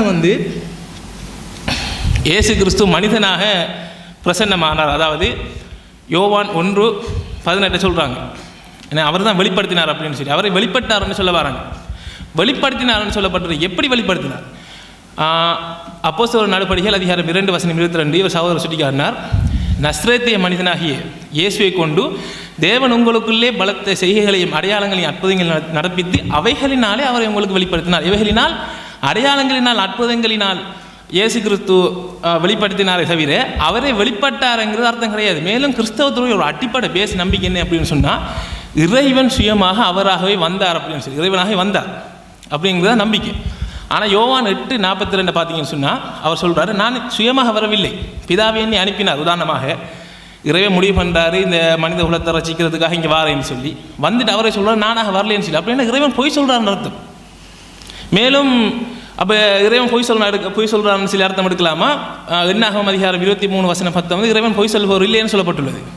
மேலும் ஹொசியா அதிகாரம் 11:9 இறைவன் மனிதன் இல்லைன்னு சொல்லப்பட்டுள்ளது. மெல்கியா அதிகாரம் 6:3 சொல்லப்படுகிறது என்னன்னு சொன்னால் இறைவன் மாறாதவர் என்று சொல்லப்பட்டுள்ளது. அப்படி என்றால் எப்படி இறைவன் மனிதனாக மாறி வந்திருக்க முடியும்? அடுத்ததாக யோவான் 8:58 சொன்னார், ஆபிரகாமுக்கு முன்னாடி இருக்கிறங்கிறதுக்காக இறைவன் என்று சொல்லலாமா? இறைவன் என்று சொல்ல முடியாட்டி அதை இங்கே வச்சிங்க. இயேசுக்கு இறைவனாங்கிற தலைப்புக்கு அது எனக்கு சம்மந்தம். அவர் முன்னாடி இருந்தாலும் பின்னாடி இருந்தாலும் அது இறைவன் அறிக்க முடியாது. அடுத்ததாக வந்து யோவானுக்கு முதல் இருந்தவர் அப்படின்னு சொல்லப்படுது. பிரச்சனை இல்லை, ஏற்கனவே சொன்னதுதான். யோவான் முதல்ல வந்திருந்தாலும் இயேசுக்கு பிறகுல வந்திருந்தாலும் அவர் ஏற்கனவே முன்னாடி இருந்தவர், இறைவனோட சித்தத்தில் இருந்தார். அதான் அதுக்குரிய பதில். அடுத்ததாக வந்து பிலிப்பியர் அதிகாரம் 2:6, அதாவது தேவனுடைய ரூபமானவர் இயேசு கிறிஸ்து தேவனுடைய ரூபம் என்று சொல்லப்பட்டுள்ளது. இயேசு கிறிஸ்து மட்டுமில்லை, ஆதியாகமம் அதிகாரம் 1:26 சொல்லப்படுகிறது. அனைத்து மனிதர்களையும் மனித இனத்தை வந்து இறைவன் வந்து தேவனுடைய சாயலாக படைத்தார், தேவனுடைய ரூபமாக படித்தார். தேவனுடைய ரூபம்ங்கிறது வந்து கொள்ளையாளர் பொருள் இருக்க தேவையில்லை. ஏன்னு சொன்னால் எல்லாருமே தேவனுடைய ரூபம் தான். தேவனுடைய ரூபம்ங்கிறதுக்காக இயேசு கிறிஸ்துவை வணங்குவதாக இருந்தால் எல்லாரையும் வணங்கணும் ஒவ்வொருத்தரையும். அடுத்தது என்னை கண்டவன் பிதாவை கண்டான், யோவான் அதிகாரம் 14:9. இதுக்குரிய வசனம் என்னை அறிந்தவன் பிதாவை அறிந்தான். மேலே 7வது வசனத்தை சொல்லப்பட்டிருக்கு. என்னை அறிந்தீர்களானா பிதாவை அறிந்திருப்பீர்கள் என்று சொல்லி ஏற்கனவே சொல்லப்பட்டிருக்கும். என்னை அறிந்த பிதாவை அறிந்தான்னு சொல்லி அர்த்தம். காண்பதை அறிவதுங்கிற அர்த்தத்தில் சொல்லப்பட்டுள்ளது. அப்படி இல்லைன்னு சொன்னால் 3 யோவான் அதிகாரம் 1:13 சொல்லப்பட்டுள்ளது, தேவனை ஒருவரும் காணவில்லை, அதாவது பாவிகள் தேவனை காணவில்லை என்று சொல்லப்பட்டுள்ளது. ஆனால் இயேசு கிறிஸ்துவை கண்ட இறைவனை கண்ட மாதிரின்னு சொன்னால் அப்போ பாவிகள் அநேக பாவிகள் இயேசு கிறிஸ்துவை கண்டார்கள், அப்போ இறைவனை கண்டு விட்டார்கள். ஆனால் இங்கே பாவிகள் காணவில்லை என்று சொல்லப்பட்டுள்ளது. அப்படின்னு சொன்னால் என்ன அர்த்தம்? காண்பதை அறிவது என்று சொல்லி தான் சொல்லுவது தவிர இந்த இறைவனை இறைவன் கண்டமாயின்னு சொல்லலாம் வந்து அர்த்தம் கிடையாது. யோவான் அதிகாரம் 1 யோவான் அதிகாரம் 4:12 சொல்கிறது, தேவனை ஒருவரும் ஒருபோதும் கண்டதில்லைன்னு தான் சொல்லப்பட்டுள்ளது தவிர பிதாவாகிய தேவனை ஒருவரும் ஒருபோதும் கண்டதில்லைன்னு சொல்லப்படலை. அதுக்காக தான் அப்போ தான் குமாரனாகிய தேவனை கண்டார்கள்னு சொல்லி வரும். தேவனை காணவில்லை, இயேசு கிறிஸ்து தேவன் சொல்கிறீங்களா இல்லைன்னு சொல்கிறீங்களா? இயேசு கிறிஸ்துவை கண்டால் அவர் தேவன் இல்லை. இயேசு கிறிஸ்துவை தேவனை கண்டால் அவர் தேவனாக இருக்க முடியாது. தேவனை கண்டு ஒருவர் இங்கே உயிரோடு இருக்கக்கூடாது. இயேசு கிறிஸ்துவை கண்டு பல பேர் உயிரோடு இருந்தார்கள். அதுதான் வந்து பிலிப்பை பார்த்து கேட்குறார், இவ்வளோ காலம் என்னோட இருந்து நீ அறியவில்லையா? என்னென்ன சொன்னால் ஏற்கனவே சொல்லியிருக்கிறேன், மத்தேயு அதிகாரம் 5:14-20. ஆனால் பழைய ஏற்பாட்டை வந்து பின்பற்ற வேண்டும் சொல்லியிருக்காரு. பழைய ஏற்பாட்டில் சொல்லப்பட்டுள்ளது தேவனை கண்டு ஒருவர் உயிரோடு இருக்க முடியாதுன்னு சொல்லி. பிறகு தேவனை காட்ட சொல்லி கேட்பது வந்து ஒரு அறிவுபூர்வமற்ற கேள்வி. அதுக்காக வந்து அந்த இடத்துல சொல்கிறார், பதிவு செய்கிறார். அடுத்ததாக யோவான் அதிகாரம் 10:34 அந்த வசனத்தை படித்து காட்டிட்டு நான் சொல்லி உள்ளேன்னு சொல்லப்பட்டுள்ளது. எனவே பழைய ஏற்பாட்டில் பேசுவது வந்து இயேசு கிறிஸ்து தான் அப்படின்னு சொல்கிறார். ஆனால் சங்கீதம் அதிகாரம் 82 தான் அந்த இடத்த இயேசு கிறிஸ்து வந்து கோட் பண்ணுறார். அந்த வசனத்தை நான் படிக்க பாருங்கள். சங்கீதம் அதிகாரம், நாங்கள் தேவர்கள் என்றும் நீங்கள் எல்லாரும் உன்னதமானவரின் மக்கள் என்றும் நான் சொல்லியிருக்கிறேன். அந்த வசனத்திலே நான் சொல்லியிருக்கிறேன் வருகிறது. அதுதான் அந்த வசனத்தை ஃபுல்லாக அவர் கோட் பண்ணுறாரு. ஏதோ அந்த வசனத்தை நான் சொல்லேன்னு அர்த்தம் இல்லை, இப்போ இந்த வசனத்தை நான் சொல்கிறேன், அதுக்காக நான் தான் பழைய ஏற்பாட்டில் பேசுவேன்னு சொல்லி அர்த்தமா? இது வந்து ஒரு அறிவுபூர்வமற்ற வாதம் இது. அடுத்தது நானே அவர், அவர் என்ன இவர், அவர் என்ன இவர். இயேசு கிறிஸ்து தெளிவாக சொல்கிறார். இயேசு கிறிஸ்து வாழ்ந்த காலகட்டத்தில் மத்தேயு அதிகாரம் 16:13-17 அதில் வந்து பல விதமான கருத்து முரண்பாடுகள் இருந்துச்சு. சிலர் பிசாசு பிடித்தவன்னு சொன்னாங்க, சிலர் எலியாவின் மறுவார்கைன்னு சொன்னாங்க. அப்போ இயேசு கிறிஸ்து கேட்காரு, என்னை மக்கள் எப்படி நினைக்காங்கன்னு சொல்லி. அதுக்கு பிறகு நீ எப்படி நினைக்கான்னு சொல்லி சீடரை பார்த்து கேட்காரு. அதுக்கு அவர் சொல்கிறாரு, நீங்கள் வந்து தேவனுடைய குமாரனாகிய கிறிஸ்து. குமாரனோடு பார்த்தீங்கன்னா குமாரன்னு சொல்லக்கூடியது, ஏன்னா பைபிள் படி ஆயிரக்கணக்கான குமாரர்கள் இருக்காங்க. தேவனுடைய குமாரனாகிய கிறிஸ்துவங்கிறத ஒரு தரம் தான் இயேசு கிறிஸ்து ஏற்றுக்கொண்டார் சுவிசேஷங்கள்னு சொல்லி சகோதரர் ராஜகுலசிங்க சொன்னார். தவறான குறிப்பு. பலதரம் இயேசு கிறிஸ்து தான் கிறிஸ்துவன் ஏற்றுக்கொண்டதாக உள்ளது. மேலும் கிறிஸ்து என்று சொன்னால் என்ன? இறைவனால் அபிஷேகம் பண்ணப்பட்டவர் என்று சொல்லி தான் அர்த்தம். அபிஷேகம் பண்ணப்பட்டவர், அனாயிண்டட் ஒன் என்று சொல்லி தான் அர்த்தம். அபிஷேகம் பண்ணப்பட்டவர்னா இறைவனா? இப்போ மெசியாங்கிற பேர் இயேசு கிறிஸ்துக்கு மட்டும்தான் பைபிள் இருக்கா? எசாயா அதிகாரம் 45 அதில் வந்து ஒரு சாதாரண சிலை வணங்கிக்கும் மெசாயா அனாயிண்டட்ங்கிற வார்த்தை பயன்படுத்தப்பட்டீங்க. அப்போ சிலை வணங்கி இறைவன் சொல்லுவீங்களா? அடுத்தாக வரலாற்றில் எங்கேயுமே நடந்ததில்லை. பார்த்தீங்களா, எஹியா வந்து இயேசு கிறிஸ்துவ முன்னறிக்கை வந்திருக்காரு. குர்ஆனை படிங்க, அதில் தெளிவாக சொல்லப்படும் இயேசு கிறிஸ்து வந்தது முகமது நபி ஸல்லல்லாஹு அலைஹி வஸல்லம் முன்னறிக்கைன்னு சொல்லி. குர்ஆனுடைய 66 அத்தியாயம் 1வது வசனம். வரலாற்றில் எங்கேயும் நடந்தது இல்லைன்னு சொன்னால் உபாகமம் அதிகாரம் 18 என்ன சொல்கிறீங்க? இயேசு கிறிஸ்துவ முன்னறிப்போன்னு நீங்கள் சொல்கிறீங்க, அது உங்களுடைய கருத்து. அப்போ மோசே வந்து முன்னறிச்சார் தானே, அதுக்கு தனித்தலைப்பு இருக்கு. இப்போ நாங்கள் வந்து எத்தனையோ கேள்வி கேட்கன், நீங்கள் வந்து பை சொல்கிறீங்கல்ல இயேசு கிறிஸ்து இறைவனாங்கிற தலைப்பில் குர்ஆன் மூலமையாக இருக்கியா, குர்ஆன் மூலமையாக இருக்கேன்னு கேட்டால் எப்படி வந்து பை சொல்ல முடியும்?